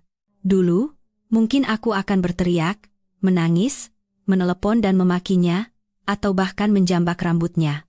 Tapi sekarang, setelah melewati ambang kematian dan melihat wujud asli manusia-manusia rendahan ini, aku anehnya begitu tenang. Aku menarik napas dalam-dalam, membiarkan angin malam mendinginkan amarahku. Aku tahu Sinta tidak sabar ingin menjadi nyonya di rumah ini. Dia takut jika aku terus bertahan, rencananya dan Pak Harjo akan terganggu. Aku diam-diam menyimpan semua foto dan pesan itu di folder rahasia, mencadangkannya di cloud sebagai bukti, lalu aku membalas pesannya. Setiap kata penuh dengan sindiran tajam. Hai, Dick. Terima kasih sudah mengirim bukti perselingkuhan. Tadinya aku khawatir tidak punya cukup alasan untuk menuntut pembagian harta yang lebih besar di pengadilan. Kamu sudah menolongku. Oh ya, jaga kesehatan ya. Ibu hamil kalau malam-malam masih pakai otak liciknya. Tidak baik buat janin. Coba cari tahu juga program bimbingan pramelahirkan di penjara. Fasilitas di sana sepertinya tidak sebagus apartemen mewahmu. Tidak ada AC yang sejuk. Setelah mengirim pesan itu, aku mematikan ponsel. Senyum pahit tersungging di bibirku. Aku bisa membayangkan wajah Sinta yang pucat karena marah membaca pesan ini. Dia pikir dia bisa mengancamku dengan anak, tapi dia salah. Aku bukan lagi wanita yang bergantung pada suami. Aku adalah seorang ibu yang melindungi anaknya. Dan sekarang, Baskara dan Sinta hanyalah rintangan yang harus disingkirkan dari jalanku untuk mendapatkan kedamaian. Aku kembali ke kamar tidur. Baskara belum pulang. Mungkin sekarang dia sedang berada di sisi Sinta, berbagi kebahagiaan atas bayi kembar palsu itu. Aku menyelimuti putraku dan mengecup keningnya dengan lembut. Nak, ibu tidak akan membiarkan siapapun menyakitimu. Baik itu ayahmu, maupun wanita jahat itu. Perang ini akan dimenangkan dengan kepala dingin, bukan dengan hati panas wanita yang buta karena cemburu. Keesokan paginya, lingkungan sekitar sangat bising. Saat aku sedang menjemur pakaian di atap, aku mendengar suara riuh, Ibu Ratna dari ujung gang, bercampur dengan berita pagi dari pengeras suara masjid. Dia berdiri di antara ibu-ibu kompleks yang baru pulang dari pasar, bercerita dengan semangat sambil menggerak-gerakkan tangan. Aduh, rumah ini juga sebentar lagi mau dirobohkan. Dibangun gedung. Perusahaan anak saya, Baskara, sebentar lagi mau IPO di Bursa Efek, nilai perusahaannya triliunan katanya. Nanti saya tinggal duduk manis di atas tumpukan uang. Buat apa tinggal di rumah butut begini? Ibu-ibu yang penasaran berkumpul dan bertanya ini itu. Ibu Ratna semakin bersemangat dan meninggikan suaranya, dan menantu kampung itu juga sebentar lagi mau saya usir. Sudah tua, jelek, kelakuannya juga menyebalkan. Anak saya sudah dapat istri baru yang muda dan cantik, dari keluarga terpandang, dan lagi hamil anak kembar laki-laki pula. Berkah keluarga kami ini melimpah ruah. Tawa kerasnya menggema di gang kecil itu. Aku yang mendengarnya saja merasa malu. Dia tidak tahu bahwa dinding punya telinga, dan kesombongannya yang bodoh ini akan membawa bencana apa. Sesuai dugaanku, gosip bahwa Baskara akan segera menjadi miliarder tetapi akan menceraikan istrinya dan menggelapkan harta dengan cepat menyebar. Saat makan siang, ketika Baskara pulang dengan wajah lelah, ponselnya berdering tanpa henti. Itu adalah para kreditor kecil yang pernah meminjamkannya uang puluhan juta. Mereka ketakutan setelah mendengar gosip bahwa dia akan kabur tanpa membayar utang dan menagih uang mereka sekarang juga. Halo, Pak Budi? Tidak, Pak. Gosip dari mana itu? Usaha saya lancar kok. Ibu saya cuma asal bicara. Beri saya waktu beberapa hari lagi. Baskara berkeringat deras sambil menerima telepon. Tangannya yang gemetar bahkan tidak bisa menyuap nasi dengan benar. Dia menutup telepon dan berteriak pada Ibu Ratna yang sedang asyik makan paha ayam. Ibu? Ibu bicara omong kosong apalagi di pasar? Gara-gara ibu saya bisa bangkrut, para kreditor dengar ibu pamer kalau saya mau ceraikan istri dan bawa lari harta. Sekarang mereka semua panik mau tarik uangnya. Ibu Ratna meletakkan paha ayamnya dengan ekspresi bingung dan membantah. Ibu salah apa? Ibu kan cuma bilang kamu sebentar lagi jadi orang kaya dan nasibmu berubah. Mereka itu cuma iri, makanya nagih utang. Kenapa jadi salah ibu? Baskara memukul meja dengan keras hingga mangkuk sayur tumpah. Wajahnya pucat karena marah. Ibu, tolong diam. Jangankan jadi kaya, sekarang saya bisa bangkrut. Mulai sekarang jangan bicara apa-apa lagi di luar. Kalau tidak, kita semua bisa jadi gelandangan. Dimarahi habis-habisan oleh anaknya di depan menantunya, harga diri Ibu Ratna terluka. Wajahnya memerah dan dia masuk ke kamar sambil menggerutu. Hebat, hebat sekali. Baru mau kaya sedikit sudah berani sama ibu, padahal aku bicara begitu kan demi kebaikanmu. Dasar anak durhaka, Dia membanting pintu, tapi aku tahu dia akan menelepon Sinta di dalam kamar untuk mengadu. Sekarang di matanya, hanya Sinta yang bijaksana, sementara aku dan Baskara adalah anak-anak yang tidak tahu diuntung. Aku diam-diam makan sambil menatap Baskara yang putus asa dan menjambak rambutnya. Ketidaktahuan dan kesombongan ibu mertuaku telah menjadi sumbu yang menyulut gudang mesiu tempat Baskara duduk. Aku tidak perlu melakukan apa-apa, konflik internal dan khayalan mereka akan menghancurkan diri mereka sendiri. Aku mengambilkan lauk untuk Baskara dan berkata dengan suara yang anehnya tenang, "Makan yang banyak biar ada tenaga buat bayar utang. Ibu kan begitu juga karena ingin kamu sukses dan bisa pamer ke orang lain." Baskara menatapku dengan mata yang lesu dan lelah, tapi dia tidak tahu bahwa kehancuran ini barulah permulaan. Sore harinya, saat Baskara pergi untuk mengatasi para kreditor yang berkumpul di depan kantornya, aku membersihkan ruang kerjanya. Biasanya, Baskara sangat melarang orang lain masuk ke ruangan ini dan selalu menguncinya. Tapi hari ini, karena panik oleh telepon tagihan utang, dia lupa menguncinya. Aku masuk ke ruangan yang pengap karena asap rokok. Dokumen-dokumen berserakan, menunjukkan keadaan pikiran pemiliknya yang kacau. Tadinya aku hanya berniat membersihkan seadanya. Tapi mataku tertuju pada celah kecil antara rak buku dan dinding. Sebuah map biru terselip di sana, sepertinya terjatuh atau sengaja disembunyikan dengan tergesa-gesa. Karena penasaran, aku mengambil map itu dan membersihkannya dari debu. Tulisan polis asuransi jiwa yang dicetak tebal di sampulnya membuatku mengerutkan kening. Baskara tidak pernah bilang dia punya asuransi, apalagi di saat ekonomi sulit seperti ini. Aku membuka polis itu dan hampir berteriak melihat angka yang tertera di kolom uang pertanggungan, 20 miliar rupiah. Jumlah yang sangat besar, cukup untuk melunasi semua utang Baskara dan masih bersisa banyak. Tapi bukan uang pertanggungan yang membuat punggungku merinding dan bulu kuduku berdiri, melainkan kolom penerima manfaat. Di sana, tidak ada namaku, nama putraku, atau bahkan nama Ibu Ratna.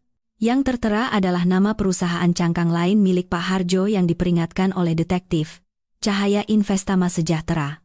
Aku membaca klausulnya dengan teliti. Kontrak ini dibuat 3 bulan lalu dengan premi yang sangat tinggi. Terutama ada klausul khusus yang menyatakan bahwa jika tertanggung meninggal karena kecelakaan, uang pertanggungan akan dibayarkan 2 kali lipat. Tanganku bergetar seperti daun ditiup angin. Polis itu jatuh ke lantai. Mengapa Baskara mengambil asuransi sebesar ini dan menunjuk perusahaan Pak Harjo sebagai penerima manfaat? Skenario mengerikan terbayang jelas di kepalaku seperti film horor. Pak Harjo dan Sinta tidak hanya berniat memanfaatkan Baskara untuk mencuci uang atau merebut perusahaannya. Mereka menyiapkan akhir yang jauh lebih kejam. Ketika perusahaan Baskara bangkrut atau nilai gunanya habis, akan terjadi sebuah kecelakaan. Baskara akan mati, membawa semua rahasia pencucian uang ke liang lahat, dan Pak Harjo akan dengan tenang menerima uang pertanggungan raksasa untuk menutupi investasi mereka. Suamiku, Baskara yang serakah dan bodoh itu, secara harfiah sedang digemukkan untuk disembelih. Dia mengira sedang bekerja sama dengan orang besar untuk bisnis besar, padahal sebenarnya dia hanyalah babi kurban. Rasa takut menjalar ke seluruh tubuhku. Aku tidak bersimpati pada Baskara karena apa yang telah dia lakukan pada kami, tapi pikiran bahwa sebuah konspirasi pembunuhan kejam demi uang sedang berlangsung di dekatku membuatku sesak napas. Aku segera memotret seluruh polis asuransi itu, setiap detailnya dengan jelas, lalu aku menyelipkan kembali map itu ke celah rak buku, dan menghapus semua jejak kedatanganku. Aku keluar dari ruangan dan menguncinya. Jantungku masih berdebar kencang. Aku sadar sifat pertarungan ini telah berubah total. Ini bukan lagi pertarungan demi harta atau harga diri. Ini adalah pertarungan untuk melindungi nyawa dan keselamatan dari iblis berwujud manusia. Aku harus lebih waspada dari sebelumnya, karena orang yang merencanakan pembunuhan tidak akan segan-segan melakukan apapun jika kami menghalangi jalan mereka. Setelah menemukan polis asuransi jiwa yang berbau kematian itu, aku sadar aku tidak bisa lagi berjuang sendirian. Kekuatan seorang wanita yang baru melahirkan tidak akan cukup untuk melawan kekuatan gelap dan kejam seperti Pak Harjo.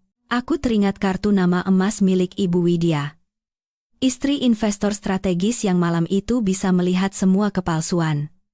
Dia bilang, "Kita sesama perempuan harus saling bantu."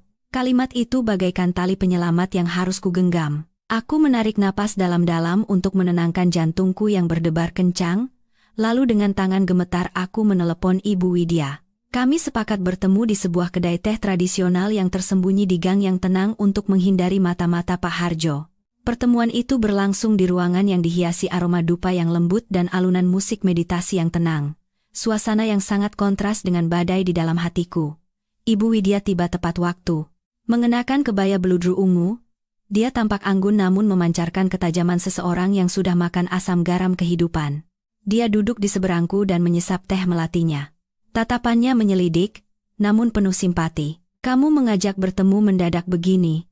Pasti ada sesuatu yang tidak beres. Apa ini ada hubungannya dengan Baskara? Waktu itu juga kulihat dia pura-pura bahagia. Aneh sekali. Aku tidak membuang waktu. Aku meletakkan ponselku di atas meja, dengan layar terbuka menunjukkan foto-foto rekening koran dan polis asuransi jiwa, lalu mendorongnya ke arah Ibu Widya. Ibu Widya. Saya tahu Bapak akan berinvestasi di perusahaan suami saya.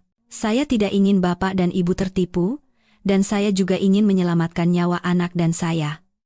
Suaraku bergetar, tapi tatapan mataku tegas. Ibu Widya mengambil ponsel itu. Awalnya dia mengerutkan kening, tapi semakin dia membalik foto, wajahnya semakin muram. Tangannya yang mengenakan cincin giok mencengkeram ujung meja dengan erat. Ketika dia melihat aliran dana ke perusahaan cangkang Pak Harjo dan klausul asuransi jiwa yang mencurigakan, napasnya menjadi berat. Dia yang sudah bertahun-tahun malang melintang di dunia bisnis bersama suaminya, cukup paham arti dari angka-angka ini. Suamiku sedang dijadikan kurban dalam skema pencucian uang dan penipuan investasi besar-besaran, dan korban berikutnya adalah dia dan suaminya. Ibu Widya meletakkan ponsel itu, melepas kacamatanya, dan mengelapnya. Suaranya menjadi sangat serius. Aku tidak menyangka masalahnya separah ini. Kukira Baskara hanya pria tidak dewasa yang suka selingkuh. Tidak kusangka dia terlibat pencucian uang mafia. Kamu tahu kan, kalau bukti-bukti ini terungkap, suamimu bisa membusuk di penjara seumur hidup? Aku mengangguk. Air mata serasa mau tumpah, tapi aku menahannya. Saya tahu, Bu. Saya juga benci sekali padanya. Tapi saya tidak bisa membiarkannya mati. Dan saya tidak bisa membiarkan keluarga saya ikut terseret ke dalam lumpur ini. Saya punya permintaan pada Ibu. Bukan untuk membelanya, tapi untuk mengungkap siapa dalang di baliknya, agar tidak ada lagi korban lain. Aku menjelaskan rencanaku yang berbahaya tapi satu-satunya kepada Ibu Widya, rencana yang sudah kupikirkan semalaman. Ibu Widya terdiam lama, lalu memegang tanganku yang dingin dan menggenggamnya erat. Baiklah.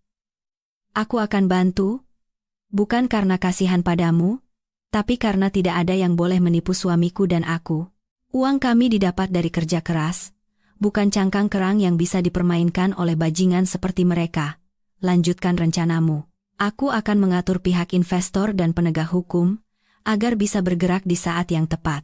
Saat meninggalkan kedai teh, langkahku terasa jauh lebih ringan. Aku bukan lagi istri yang pasif menunggu kematian. Aku telah mendapatkan sekutu, dan yang terpenting, aku memegang kartu truf yang menentukan. Di luar, senja mulai turun dan awan gelap berkumpul, seolah-olah badai besar akan segera melanda kota ini, dan juga kepala orang-orang serakah dan kejam itu. 2 hari setelah bertemu Ibu Widya, seperti yang kuduga, sebuah pesan masuk dari Sinta, singkat tapi mengancam. Mbak Rania, datang ke apartemenku di Sudirman jam 3 sore ini, ada hal penting menyangkut hidup mati Mas Baskara. Sebaiknya datang sendiri, kalau tidak mau nama suamimu jadi berita utama di koran besok pagi. Begitu membaca pesan itu, aku tahu ini adalah jebakan. Tapi aku tidak punya pilihan untuk mundur. Untuk menangkap harimau, aku harus masuk ke kandangnya. Untuk mengakhiri semua ini, aku butuh pengakuan langsung dari mulutnya, bukti yang menentukan. Aku bersiap-siap seperti seorang prajurit yang akan pergi ke medan perang. Aku sengaja mengenakan pakaian yang sederhana dan kampungan agar dia lengah. Tapi di saku dadaku, aku menyembunyikan sebuah pulpen perekam super kecil yang diberikan oleh detektif Joko. Dan aku mengaktifkan fitur berbagi lokasi real-time kepada Ibu Widya dan pengacaraku, berpesan jika dalam 30 menit tidak ada kabar bahwa aku aman, mereka harus segera bertindak. Aku melihat ke cermin. Seorang wanita dengan mata cekung karena kurang tidur berdiri di sana. Tapi di kedalaman matanya, berkobar api tekad untuk melindungi anakku. Aku mengecup kening putraku yang tertidur dan berbisik. Ibu pergi sebentar ya. Anak ibu baik-baik sama nenek, ya? Apartemen mewah tempat Sinta tinggal berada di sebuah gedung pencakar langit di kawasan elit Sudirman, simbol kelas atas Jakarta. Saat memasuki lobi, aku terpesona oleh lantai marmer, lampu kristal, dan aroma mewah yang menyengat. Disinilah darah dan keringatku, utang Bank Baskara, tumpah demi kemewahan orang lain. Aku naik lift ke lantai 25. Setiap angka yang naik di layar terasa seperti detak jam bom waktu. Berdiri di depan pintu kayu jati yang diukir dengan indah, aku menarik napas dalam-dalam dan menekan bel. Pintu terbuka, dan Sinta muncul dengan gaun tidur sutra merah tipis yang memperlihatkan lekuk tubuhnya. Wajahnya dirias sempurna, dan senyum di bibirnya tajam. "Oh, tepat waktu juga kamu. Masuk. Maaf ya rumahnya agak berantakan. Semalam Mas Baskara terlalu bersemangat, jadi aku capek beres-beres." Dia sengaja menyebut Baskara untuk memprovokasiku, tapi aku hanya menunduk dan masuk, berpura-pura menjadi istri yang penakut dan patuh. Apartemen itu memiliki pemandangan kota yang menakjubkan, dan perabotannya semua barang impor mahal. Di atas meja ada set cangkir teh porselen mewah dan hidangan penutup ala Prancis. Sinta duduk di sofa sambil menyilangkan kaki dan menunjuk kursi di seberangnya dengan dagunya. "Duduk. Jangan berdiri seperti pembantu begitu, aku jadi tidak enak. Aku panggil kamu hari ini untuk membahas masa depan anak di perutku dan Mas Baskara." Aku duduk di ujung kursi, menggenggam kedua tanganku erat di atas lutut, sengaja berpura-pura gemetar. Apa? Apa yang kamu mau? Tolong jangan ganggu dia lagi, dia sekarang terlilit utang. Jangan siksa dia lagi. Sinta tertawa terbahak-bahak. Suara tawanya menggema di ruang tamu yang luas. Dia bangkit dan pergi ke bar, menuangkan 2 gelas jus jeruk. Aku mengamatinya dengan sudut mata. Saat dia mengambil gelas kiri, tangannya sejenak berhenti, dan aku melihat ibu jarinya menyapu pinggiran gelas. Trik murahan, tapi dia yakin akan berhasil pada wanita kampungan sepertiku. "Tenang dulu, ini jus jeruk segar, baru diperas. Sehat, kok?" Sinta meletakkan jus di depanku, matanya berkilat dengan harapan licik. Aku menatap jus jeruk keemasan itu. Tampak segar, tapi aku tahu apa isinya. Udara di dalam ruangan begitu dingin hingga aku bisa mendengar detak jantungku sendiri. Sinta duduk di seberang, matanya yang tajam berbingkai eyeliner menatap lekat-lekat jus jeruk di depanku. Kegelisahan terlihat jelas di balik riasan tebalnya. Dia tidak sabar dan mendesak, "Minum, Mbak. Kenapa malu-malu? Minum dulu baru kita bicara enak. Kamu gemetaran begitu, nanti aku dikira menyiksa ibu yang baru melahirkan." Dengan tangan gemetar, aku mengangkat gelas dan membawanya ke mulut. Dengan sudut mata, aku melihat serbuk putih yang belum larut sepenuhnya di dasar gelas di antara bulir-bulir jeruk. Aku berpura-pura minum, dan tepat saat bibirku menyentuh gelas, tiba-tiba aku menunjuk keluar jendela dan berteriak dengan suara ketakutan, "Astaga! Di luar balkon ada orang bergantung." Sinta terkejut dan menoleh cepat ke arah yang kutunjuk. Itulah saatnya, aku dengan cepat menuangkan jus jeruk itu ke dalam pot tanaman di samping sofa, lalu menempelkan gelas kosong ke mulutku, berpura-pura menelan, dan menyeka bibirku. Ketika Sinta menoleh kembali, wajahnya penuh kejengkelan. "Mbak gila ya? Ini lantai 25, siapa yang mau bergantung di balkon? Dasar Nora." Melihat gelasku kosong, senyum puas kembali terukir di bibirnya. Aku meletakkan gelas itu dan mulai berakting. Aku memijat pelipisku dan berkata dengan suara cadel, "Kenapa pusing sekali, ya? Kepalaku berputar-putar. Kamu kasih apa di jus ini?" Melihatku terhuyung dan jatuh ke sofa, Sinta tertawa penuh kemenangan.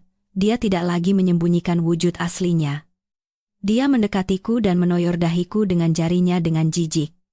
"Kasih apa? Cuma obat senang-senang sedikit. Habis minum ini, perasaanmu akan jadi sangat gembira. Kamu akan merobek bajumu sendiri, teriak-teriak, dan mengamuk seperti orang gila. Nanti aku rekam semuanya dan kukirim ke Mas Baskara dan orang-orang kantornya. Kita lihat saja apa harga dirimu sebagai istri teladan itu masih ada."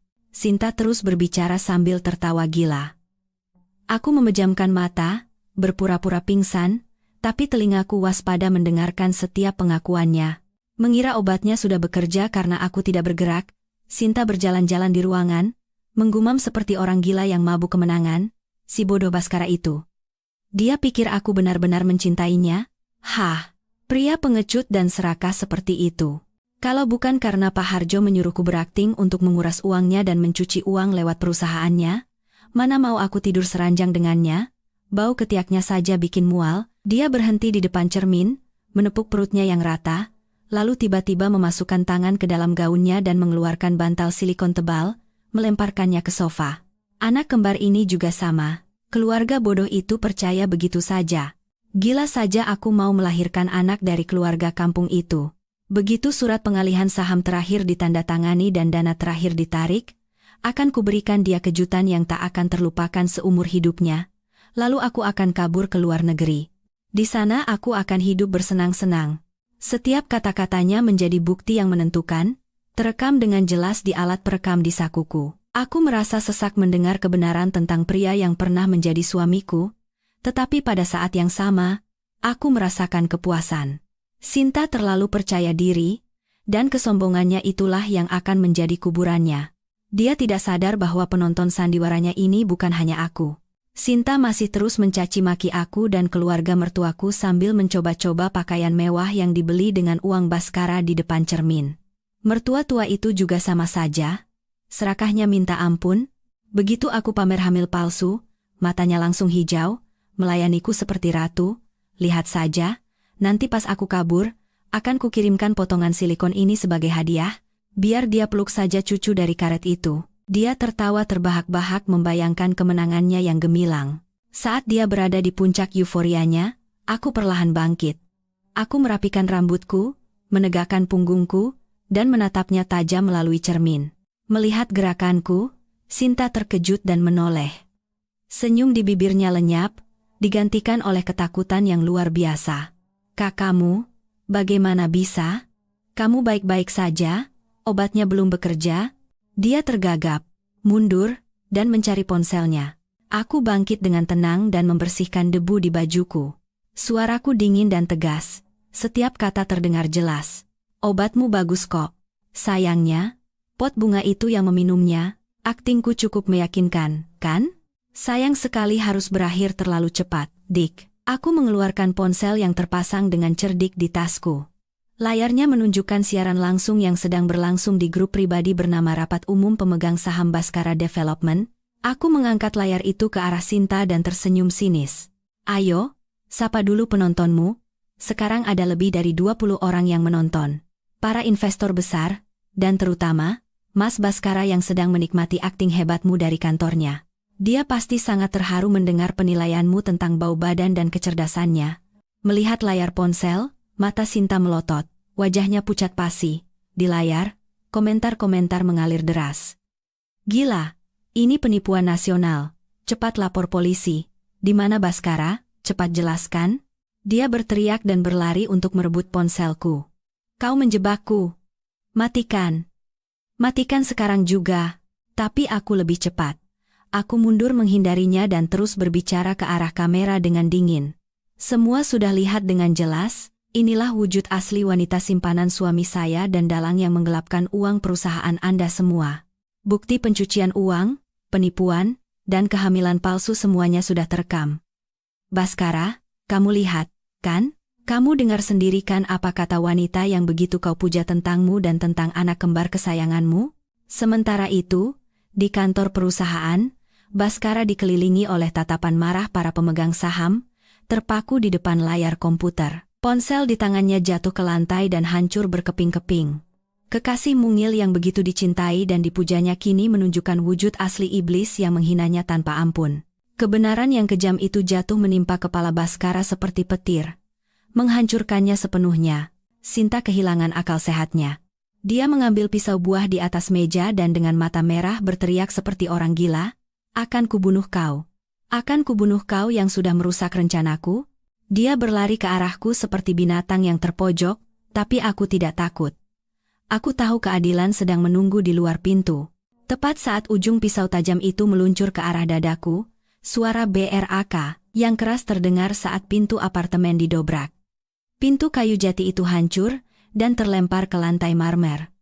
Sebelum aku sadar, sebuah bayangan melesat masuk seperti badai dan menepis lengan Sinta. Pisau itu menancap dalam di sofa. Itu adalah detektif Joko. Di belakangnya, 2 orang polisi dan pengacaraku mengikuti. Sinta dilumpuhkan di lantai.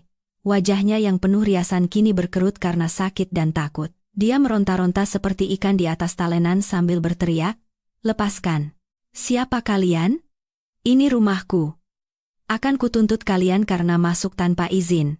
Tapi teriakannya mereda ketika seorang polisi dengan dingin menunjukkan surat perintah penggeledahan. "Sinta, Anda ditangkap atas tuduhan kepemilikan dan penggunaan narkotika, percobaan pembunuhan, dan penipuan. Kami juga menemukan barang bukti di tempat kejadian." Aku bangkit, merapikan pakaianku, dan menatap Sinta yang tersungkur di lantai dengan pandangan kasihan. Penampilannya yang angkuh dan glamor telah hilang, yang tersisa hanyalah kepedihan seorang pecundang. Seorang polisi mengenakan sarung tangan dan mengamankan gelas jus jeruk yang mengandung obat serta bantal silikon kehamilan palsu yang dilemparkannya di sofa sebagai barang bukti. Melihat bayi karetnya disita sebagai barang bukti, wajah Sinta pucat pasi. Dia sadar sandiwaranya telah berakhir. Aku mendekatinya, menatap matanya lurus, dan menyindir, "Sinta, kubilang juga apa? Kalau terlalu mendalami peran, nanti tidak bisa keluar. Apartemen dengan pemandangan indah ini memang bagus, tapi tidak ada jeruji besi yang bisa melindungimu dari hukum. Selamat menikmati bimbingan pra-melahirkan di penjara ya." "Oh iya, maksudku bantal silikonmu itu?" Sinta menatapku dengan mata penuh dendam. Tapi selain isak tangis yang tertahan, dia tidak bisa berkata apa-apa. Setelah Sinta digiring pergi dengan tangan di borgol, aku pergi ke balkon dan menghirup udara segar dalam-dalam. Angin bertiup kencang, seolah meniup pergi semua kegelapan dan ketakutan yang telah menekan jiwaku selama beberapa bulan terakhir. Aku menatap mobil-mobil di bawah yang terlihat sekecil semut, merasakan beban seberat ribuan ton terangkat dari pundakku. Bukan perasaan kemenangan atau kegembiraan yang luar biasa, melainkan kedamaian yang aneh menyelimutiku. Telepon dari Ibu Widya berdering. Suaranya bergetar karena kegembiraan. "Rania, kamu tidak apa-apa?" Aku nonton siaran langsungnya, jantungku serasa mau copot. "Kamu hebat sekali. Kamu berhasil." Aku tersenyum. Air mata mengalir begitu saja di pipiku. "Terima kasih, Bu Widya. Ini semua berkat bantuan Ibu dan yang lainnya. Sekarang saya harus pulang ke anak saya. Dia pasti sudah lama menunggu." Pada saat yang sama ketika Sinta ditangkap, gempa bumi juga terjadi di perusahaan Baskara. Kantor mewah yang terletak di lantai 18 sebuah gedung megah itu menjadi medan perang. Para pemegang saham dan investor yang menyaksikan siaran langsung yang mengejutkan itu mengelilingi Baskara dengan wajah merah padam karena marah. Suara makian dan pukulan meja mengalahkan dering telepon dari bank dan mitra yang membatalkan kontrak. Baskara duduk terpaku di kursi direkturnya. Wajahnya pucat seperti mayat, dan matanya yang kosong menatap layar komputer yang mati. Seperti ponselnya yang hancur di lantai, karier dan reputasinya juga hancur berkeping-keping. Dia tidak pernah membayangkan bahwa istri kampung yang diremehkannya bisa melancarkan pukulan mematikan seperti ini. Semua rahasia gelap dan kebohongan yang telah lama disembunyikannya dengan susah payah kini terbongkar di depan umum.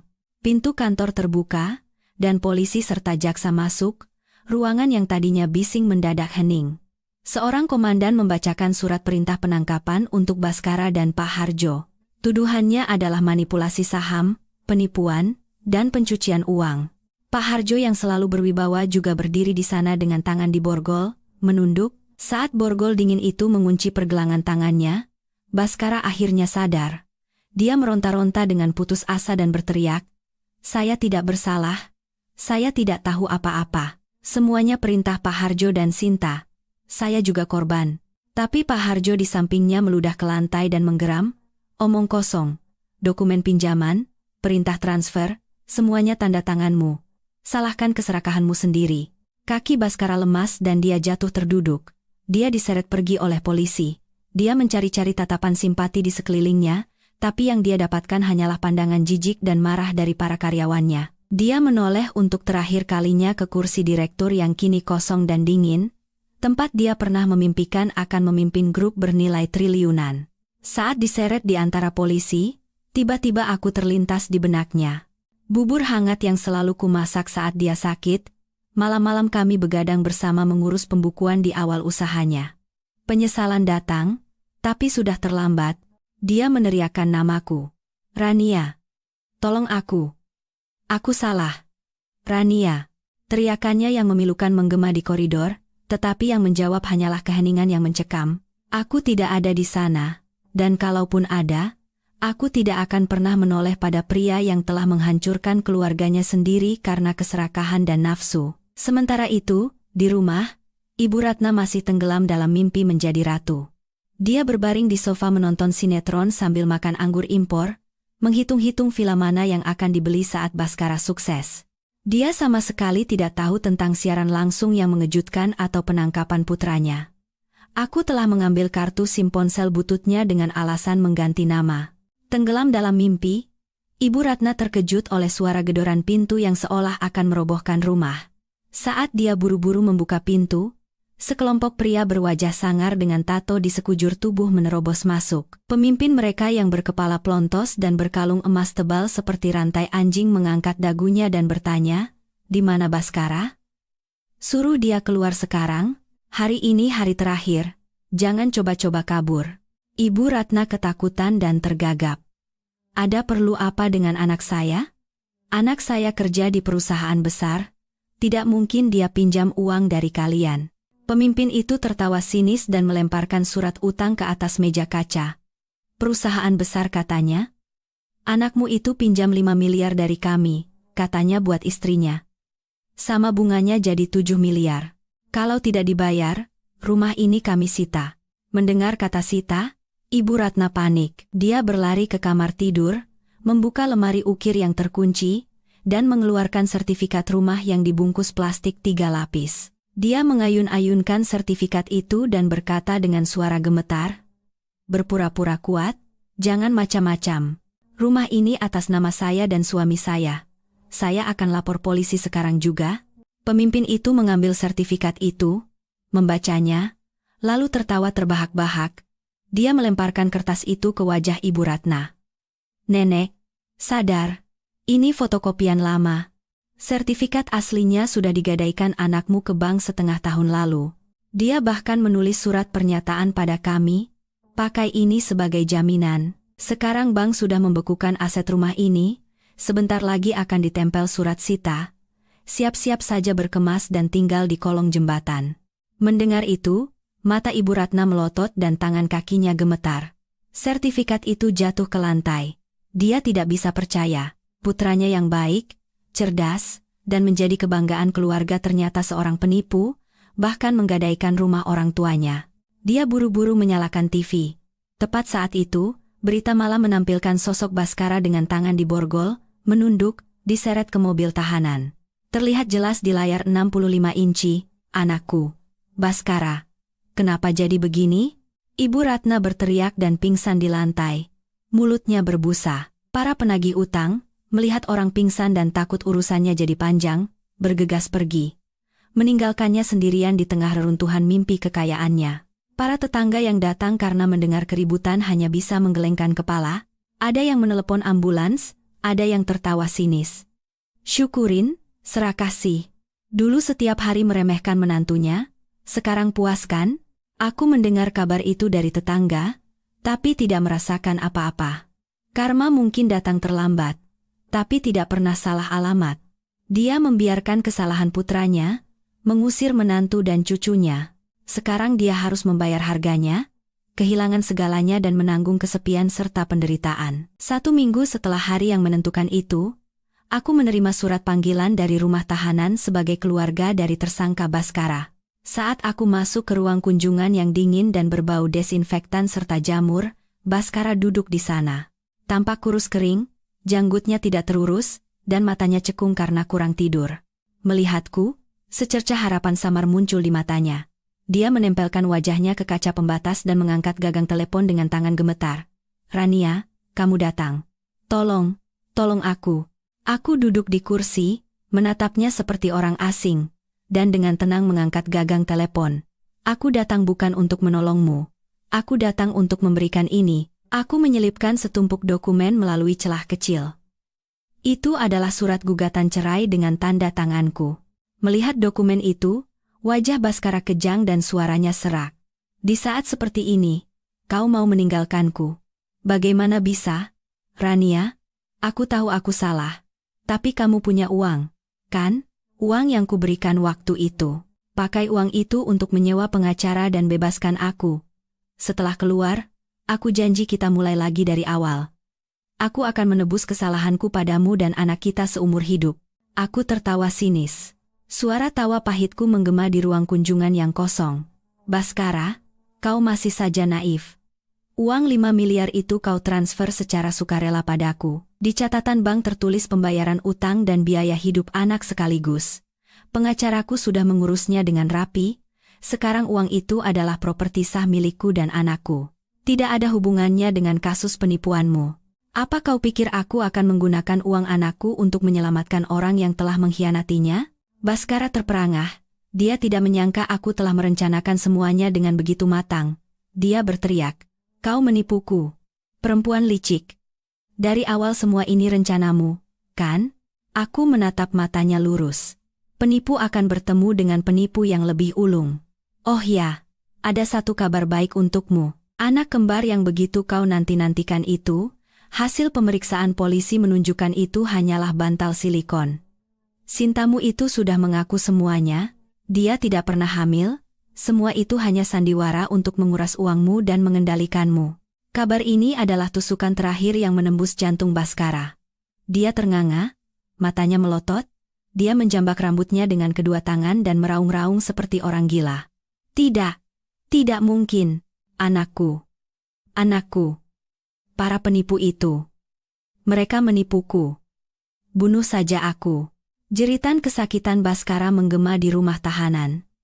Para sipir berlari masuk dan menyeretnya pergi. Aku menatap punggungnya yang menyedihkan dan gila saat menghilang di balik pintu besi. Di dalam hatiku, tidak ada lagi dendam atau kasihan. Dia telah kehilangan segalanya. Keluarga, kehormatan, uang, dan bahkan harapan terakhir akan penerus keturunan. Aku bangkit, merapikan tasku, dan berjalan keluar dari rumah tahanan. Langit di luar cerah dan biru tanpa awan.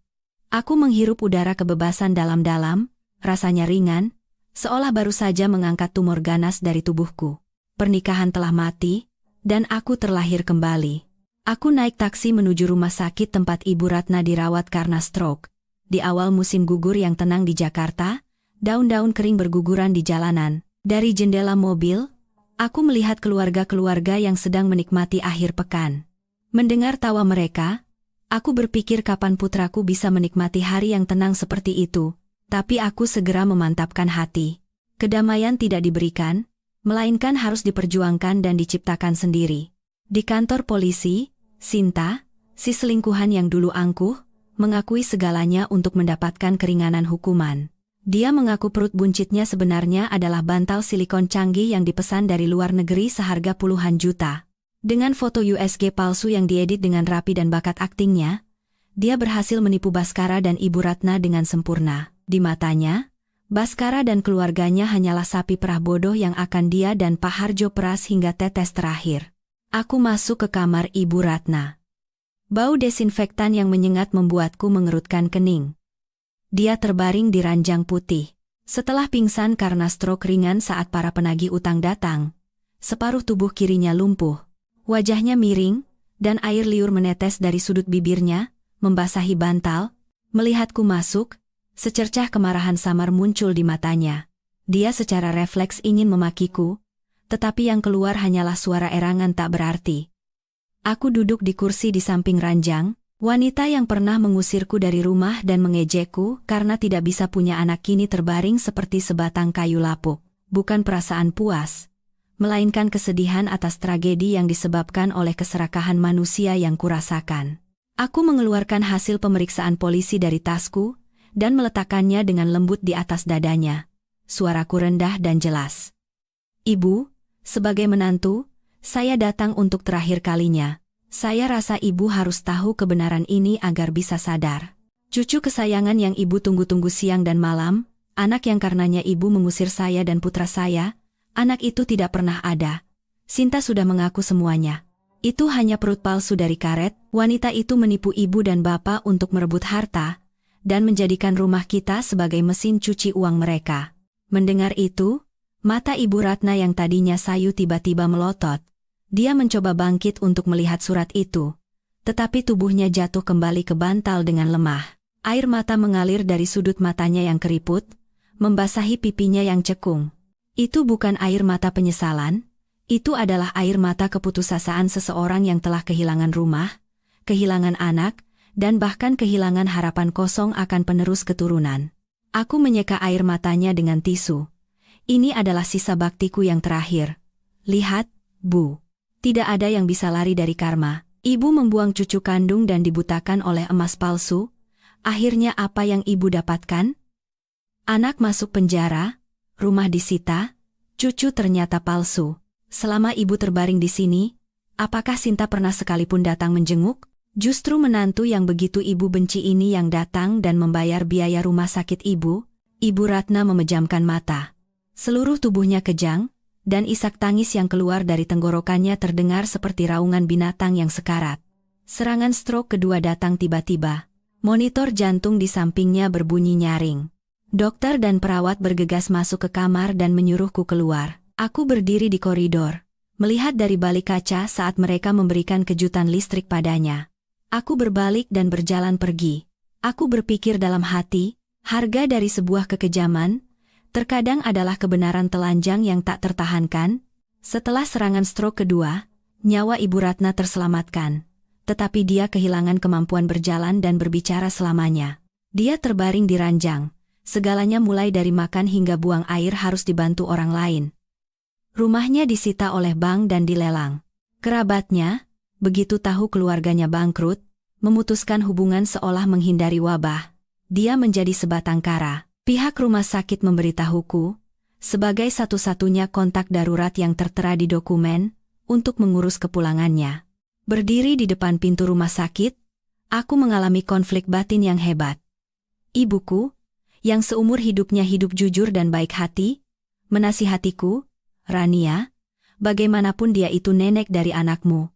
Sekarang sudah tidak bisa apa-apa begitu, kalau kita telantarkan, kita yang jadi orang jahat. Tapi kalau dibawa pulang, ibu kasihan kamu akan sengsara seumur hidup. Aku mengerti perasaan ibuku. Aku tidak mungkin membawa Ibu Ratna ke kontrakan kami dan merawatnya. Luka yang dia berikan terlalu dalam. Aku tidak bisa merawat orang yang pernah ingin mengusir kami ke jalanan dengan senyuman. Tapi aku juga tidak sekejam itu untuk meninggalkannya di depan pintu rumah sakit seperti yang pernah dia lakukan padaku. Aku memilih solusi terbaik untuk semua orang. Panti jompo. Aku mencari sebuah panti jompo swasta biasa di pinggir kota. Fasilitasnya biasa saja, tapi bersih dan ada perawat 24 jam. Aku menggunakan sebagian dari 5 miliar yang diberikan Baskara untuk membayar biayanya selama 1 tahun di muka. Aku menganggapnya sebagai bakti terakhirku pada ibu dari pria yang telah melahirkanku. Hari saat Ibu Ratna dipindahkan ke panti jompo, hujan gerimis turun. Dia berbaring di tandu, menatap langit-langit ambulans dengan mata kosong. Kesombongannya yang dulu telah lenyap. Saat para petugas memindahkannya ke kamar bersama, tiba-tiba dia mengeluarkan suara tak jelas dan dengan tangannya yang kaku mencoba memegang ujung bajuku. Dari matanya, aku membaca ketakutan dan permohonan seorang lansia yang ditinggalkan. Dia takut akan kesepian, takut akan udara dingin di tempat asing ini. Aku dengan lembut melepaskan tangannya, merapikan selimutnya, dan berkata dengan suara datar, "Ibu, istirahat yang tenang di sini ya. Perawat akan merawat ibu, makan juga diurus, jadi lebih baik dari di rumah. Biaya 1 tahun sudah saya bayar, jadi jangan khawatir. Kalau ada waktu, nanti saya ajak anak saya menjenguk." Setelah berkata begitu, aku berbalik. Dari belakang, aku mendengar suara tangisannya yang memilukan, tapi aku tidak menoleh. Saat melangkah keluar dari panti jompo, aku menghirup udara yang lembab dalam-dalam. Aku telah melakukan kewajibanku, bukan sebagai menantu yang berbakti, melainkan sebagai sesama manusia, karena dia tidak pernah menganggapku sebagai anaknya. Sekarang, hidupnya akan terkurung di antara 4 dinding dan penyesalan yang terlambat. sementara hidupku akan melangkah menuju cahaya. 3 bulan setelah penangkapan Baskara, sidang perceraian kami digelar. Karena Baskara ditahan di penjara dan atas bujukan pengacara serta kenyataan pahit, dia setuju untuk bercerai, sehingga prosesnya berjalan cepat. Aku hadir di pengadilan dengan pakaian yang rapi dan tenang. Wajahku dirias tipis, memancarkan kepercayaan diri dan ketenangan. Aku bukan lagi aku yang dulu, yang menderita kesakitan. Aku adalah seorang ibu tunggal yang kuat, siap membela hak anakku. Sidang berlangsung tanpa terdakwa, hanya dihadiri oleh pengacara negara yang mewakili Baskara. Hakim yang sudah berumur itu membaca dokumen dan menatapku dengan pandangan simpati. Dia menanyakan beberapa pertanyaan prosedural dan mengkonfirmasi kembali niatku untuk bercerai serta kesepakatan hak asuh anak. Dengan bukti perselingkuhan yang jelas, fakta bahwa Baskara akan menghadapi hukuman penjara yang panjang dan kehilangan kemampuan finansial, hak asuh anak tentu saja jatuh padaku. Mengenai harta, karena apartemen sudah dilelang dan tidak ada aset lain, aku tidak menuntut pembagian tambahan. Uang 5 miliar yang ditransfer Baskara sebelumnya, dengan bantuan pengacara, telah diresmikan dalam surat perjanjian sebagai biaya hidup anak sekaligus dan pembayaran utang pribadi, sehingga diakui oleh pengadilan sebagai milik pribadiku. Ini adalah kemenangan terbesar dan jaminan untuk masa depan putraku. Ketika palu hakim diketuk, menandakan perceraian kami sah, rasanya seperti batu besar yang menekan dadaku terangkat. Surat putusan cerai yang tipis di tanganku terasa seberat ribuan ton. Itu adalah tiket kebebasan yang membebaskanku dari pernikahan neraka dan label istri seorang penipu. Aku melangkah keluar dari gedung pengadilan. Hari ini, langit Jakarta anehnya begitu cerah dan biru. Aku menghirup udara kebebasan dalam-dalam. Semuanya telah berakhir. Hari-hari penuh kecurigaan, penderitaan, dan kebohongan telah menjadi masa lalu selamanya. Ibu Widya menungguku di kafe seberang. Melihatku keluar, dia tersenyum dan melambaikan tangan. Aku menyeberang jalan dan duduk di hadapannya, tersenyum lebih cerah dari sebelumnya. Bu Widya, sudah selesai. Saya bebas sekarang. Ibu Widya memegang tanganku. Tatapannya hangat seperti seorang kakak. Selamat, Rania. Satu pintu tertutup, pintu lain akan terbuka. Kamu masih muda dan kompeten, masa depanmu cerah. Sekarang besarkan anakmu dengan baik dan bangun bisnismu sendiri. Aku mengangguk penuh harapan. Aku tahu jalan di depan akan terjal, tapi aku tidak takut. Aku telah mengalahkan ketakutanku sendiri, mengalahkan orang-orang jahat. Tidak ada lagi yang bisa membuatku jatuh. 6 bulan kemudian, sidang terbuka kasus manipulasi saham dan penipuan Baskara Development dan komplotan Pak Harjo digelar. Kasus ini menarik perhatian besar media karena skala penipuan dan modusnya yang licik. Aku hadir di persidangan sebagai pihak yang terkait. Duduk di bangku pengunjung, aku diam-diam menyaksikan orang-orang yang pernah menghancurkan hidupku duduk di kursi terdakwa. Baskara tampak kurus kering dan puluhan tahun lebih tua. Rambutnya memutih dan punggungnya bungkuk seperti orang tua. Dia mengenakan baju tahanan dan tidak berani mengangkat kepalanya. Matanya kosong, di sampingnya, dalang utama, si rubah tua Pak Harjo, dan di sampingnya lagi, Sinta, si selingkuhan yang dulu glamor, kini dengan wajah pucat tanpa riasan, terisak sepanjang persidangan. Jaksa dengan suara tegas membacakan dakwaan. Pendirian perusahaan cangkang, manipulasi laporan keuangan, manipulasi saham, hingga menipu dana dari ratusan investor yang tidak bersalah. Ketika disebutkan bahwa kerugian mencapai ratusan miliar rupiah, desahan kemarahan terdengar dari bangku pengunjung. Dalam pembelaan terakhirnya, Baskara menangis tersedu-sedu. Dia mencari-cari aku di antara pengunjung dan dengan suara gemetar berkata, "Saya minta maaf. Saya salah. Karena keserakahan, saya kehilangan keluarga dan nurani. Mohon keringanan hukuman." Aku menatapnya. Dengan mata yang tenang, tanpa cinta atau benci. Setelah semuanya hancur, apa arti sebuah permintaan maaf? Sinta menangis meraung-raung, mencoba melimpahkan semua kesalahan pada Pak Harjo, tetapi bukti-bukti dengan jelas menunjukkan keserakahannya. Tidak ada yang bersimpati pada air mata buayanya. Saatnya vonis. Hakim dengan agung membacakan putusan. Terdakwa Harjo divonis 20 tahun penjara. Terdakwa Baskara divonis 12 tahun penjara. Terdakwa Sinta divonis 7 tahun penjara. Suara palu yang diketuk seolah menjadi titik akhir dari kehidupan orang-orang serakah itu. Aku melihat punggung ketiga orang itu saat digiring oleh polisi ke mobil tahanan, merasakan bahwa keadilan telah ditegakkan. Mereka menabur angin, sudah sepantasnya mereka menuai badai. Badai hukum dan sosial akhirnya reda. Pertarungan selama ini telah membuatku lelah, tetapi sekaligus menempa mentalku sekuat baja. Aku duduk di sebuah rumah kecil di pinggiran Jakarta, tempat aku tinggal sementara bersama orang tuaku. Aku menatap putraku yang sedang belajar berjalan di halaman. Sinar matahari pagi jatuh lembut di rambutnya, menghangatkan hatiku. Aku tidak mabuk kemenangan setelah vonis. Aku memegang aset pribadiku yang diakui oleh pengadilan. Uang 5 miliar, sisa dari perceraian dan harga dari pengkhianatan. Aku memutuskan untuk membangun masa depan baru dengan uang ini. Aku berkata pada orang tuaku bahwa aku akan tetap di Jakarta dan memulai bisnis. Ayahku, yang seumur hidupnya hanya bertani, menghisap rokoknya dalam-dalam dan berkata, "Kalau itu keputusanmu, ayah dukung. Kamu harus bangkit di tempat kamu jatuh. Jangan sampai dicap sebagai pecundang yang lari." Kata-kata ayahku memberiku kekuatan besar. Aku memutuskan untuk memanfaatkan pengalamanku sebagai manajer keuangan dan membuka kantor konsultan keuangan dan pajak untuk usaha kecil dan menengah. Awalnya berat, aku menyewa kantor kecil di sebuah gang, mengecatnya sendiri, dan membeli meja kursi bekas.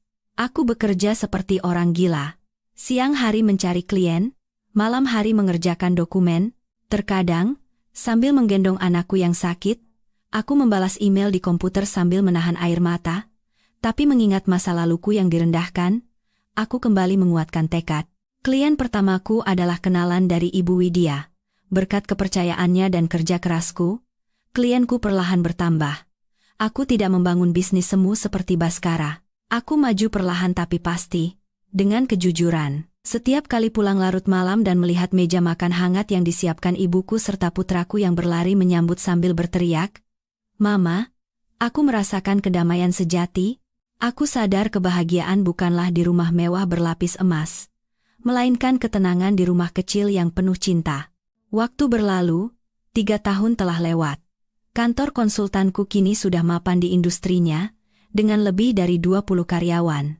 Aku bukan lagi wanita yang gemetar ketakutan di masa lalu. Di cermin, berdiri seorang CEO wanita berusia awal 30-an yang percaya diri dan mengendalikan hidupnya sendiri. Hari ini, aku memegang kunci apartemen mewah yang baru saja kulunasi, tidak besar, tetapi memiliki balkon yang sejuk menghadap tenggara. Dan yang terpenting, terdaftar hanya atas namaku, Rania. Hasil dari darah dan keringat selama 3 tahun. Sekarang, tidak ada lagi yang bisa mengusir kami ke jalanan. Saat acara syukuran, Ibu Widya, penolong sekaligus mitra bisku, datang. Dia memberikan hadiah lukisan bunga teratai yang indah dan berkata, "Teratai tumbuh di lumpur, tapi tidak ternoda oleh kotoran. Rania, kamu persis seperti teratai itu. Semakin diterpa badai, semakin harum bunganya." Mataku berkaca-kaca. Kami berdiri di balkon, menatap pemandangan kota di malam hari. Ibu Widya bertanya, "Sekarang setelah punya segalanya, apa tidak ada niat mencari sandaran?" Aku tersenyum. Saya tidak menutup hati. Tapi saya juga tidak ingin terburu-buru bergantung pada siapapun. Saya sadar. Jaring pengaman terbesar bagi seorang wanita bukanlah suami yang kaya, melainkan kemampuan untuk berdiri di atas kaki sendiri. Dari ruang tamu, putraku berteriak, "Mama, nenek suruh potong kuenya." Aku melihat orang tua dan putraku yang tertawa ceria, lebih hangat dan menyilaukan daripada lampu hias manapun. Aku masuk ke dalam. Aku sadar kemandirian bukanlah kesepian, melainkan kebebasan untuk memilih kebahagiaan sendiri, dan aku, Rania, kini telah menjadi ratu sejati di kerajaanku sendiri yang kecil namun damai. Suatu sore di akhir musim gugur, aku sedang berjalan-jalan di taman bersama putraku. Dia berlari-lari dengan gembira mengejar burung merpati. Aku duduk di bangku, membaca buku sambil sesekali tersenyum melihatnya. Tiba-tiba, mataku tertuju pada seorang pria yang sedang memunguti botol plastik dari tempat sampah tak jauh dari sana. Pakaiannya lusuh dan longgar, sandalnya usang, dan jalannya pincang, sepertinya gejala sisa stroke. rambutnya memutih dan wajahnya kusam terbakar matahari. Penampilannya berubah drastis, tapi aku mengenalinya. Itu Baskara. Aku pernah mendengar desas-desus bahwa dia mengalami stroke ringan di penjara dan dibebaskan dengan penangguhan hukuman untuk berobat. Penampilannya saat bertemu kembali begitu menyedihkan. Baskara mengangkat kepala dan tak sengaja tatapan kami bertemu. Tubuhnya bergetar, dia menatapku yang berpenampilan rapi dan anakku yang bermain di dekatnya secara bergantian. Dia mengenali putranya. Matanya memerah. Dia melangkah maju satu langkah ke arah kami, lalu berhenti. Dia menunduk melihat penampilannya yang kumal, lalu kembali menatap kami yang bersih dan rapi. Rasa malu dan hina seolah menelannya. Baskara buru-buru memalingkan wajah, menekan topinya dalam-dalam, dan menghilang di antara kerumunan. Dia lari dari masa lalunya, dari kenyataan bahwa dia telah kehilangan hal-hal yang paling berharga. Aku duduk diam di bangku. Hatiku tenang seperti danau di musim gugur. Aku melihat punggungnya yang bungkuk menghilang di telan keramaian, merasakan simpati pada kehidupan seorang manusia. Dia pernah memiliki segalanya, tetapi karena keserakahan dan pengkhianatan, dia mengubah segalanya menjadi abu. Itulah harga dari karma. Matahari mulai terbenam. Aku menggandeng tangan putraku dan berjalan pulang. Putraku dengan polos bertanya, "Mama, tadi Mama lihatin Om itu lama sekali. Mama kenal?" Aku berhenti sejenak dan menatap mata jernihnya. Aku tidak ingin menanamkan kebencian, juga tidak ingin menciptakan citra ayah yang palsu. Aku tersenyum lembut dan mengelus kepalanya. Itu kenalan lama Mama. Dulu dia pernah tersesat, tapi sekarang dia sedang mencari jalan pulang sendiri. Setiap orang harus bertanggung jawab atas perbuatannya sendiri. Ya, Nak? Anakku mengangguk. Tawa riangnya berpadu dengan hiruk-pikuk kota, menciptakan musik yang hidup. Aku menggenggam erat tangan mungilnya. Dulu aku menderita karena berpikir telah kehilangan keluarga yang utuh, tapi sekarang aku sadar. Keluarga adalah tempat di mana ada cinta dan kedamaian. Keluarga baru kami, dengan cara kami sendiri, adalah keluarga yang paling utuh. Aku telah melewati badai, dan pernah hancur di ujung keputusasaan. Tapi penderitaan itulah yang membentuk diriku sekarang. Aku tidak lagi terikat oleh masa lalu. Memaafkan yang sesungguhnya adalah melupakan musuh dan menjalani hidupku sendiri dengan damai. Di bawah cahaya lampu jalan, bayangan kami berdua memanjang dan menyatu. Aku akan terus melangkah maju dengan hati yang penuh harapan. Kedamaian sejati bukanlah di tempat yang tidak ada badai, melainkan menemukan ketenangan hati di tengah badai.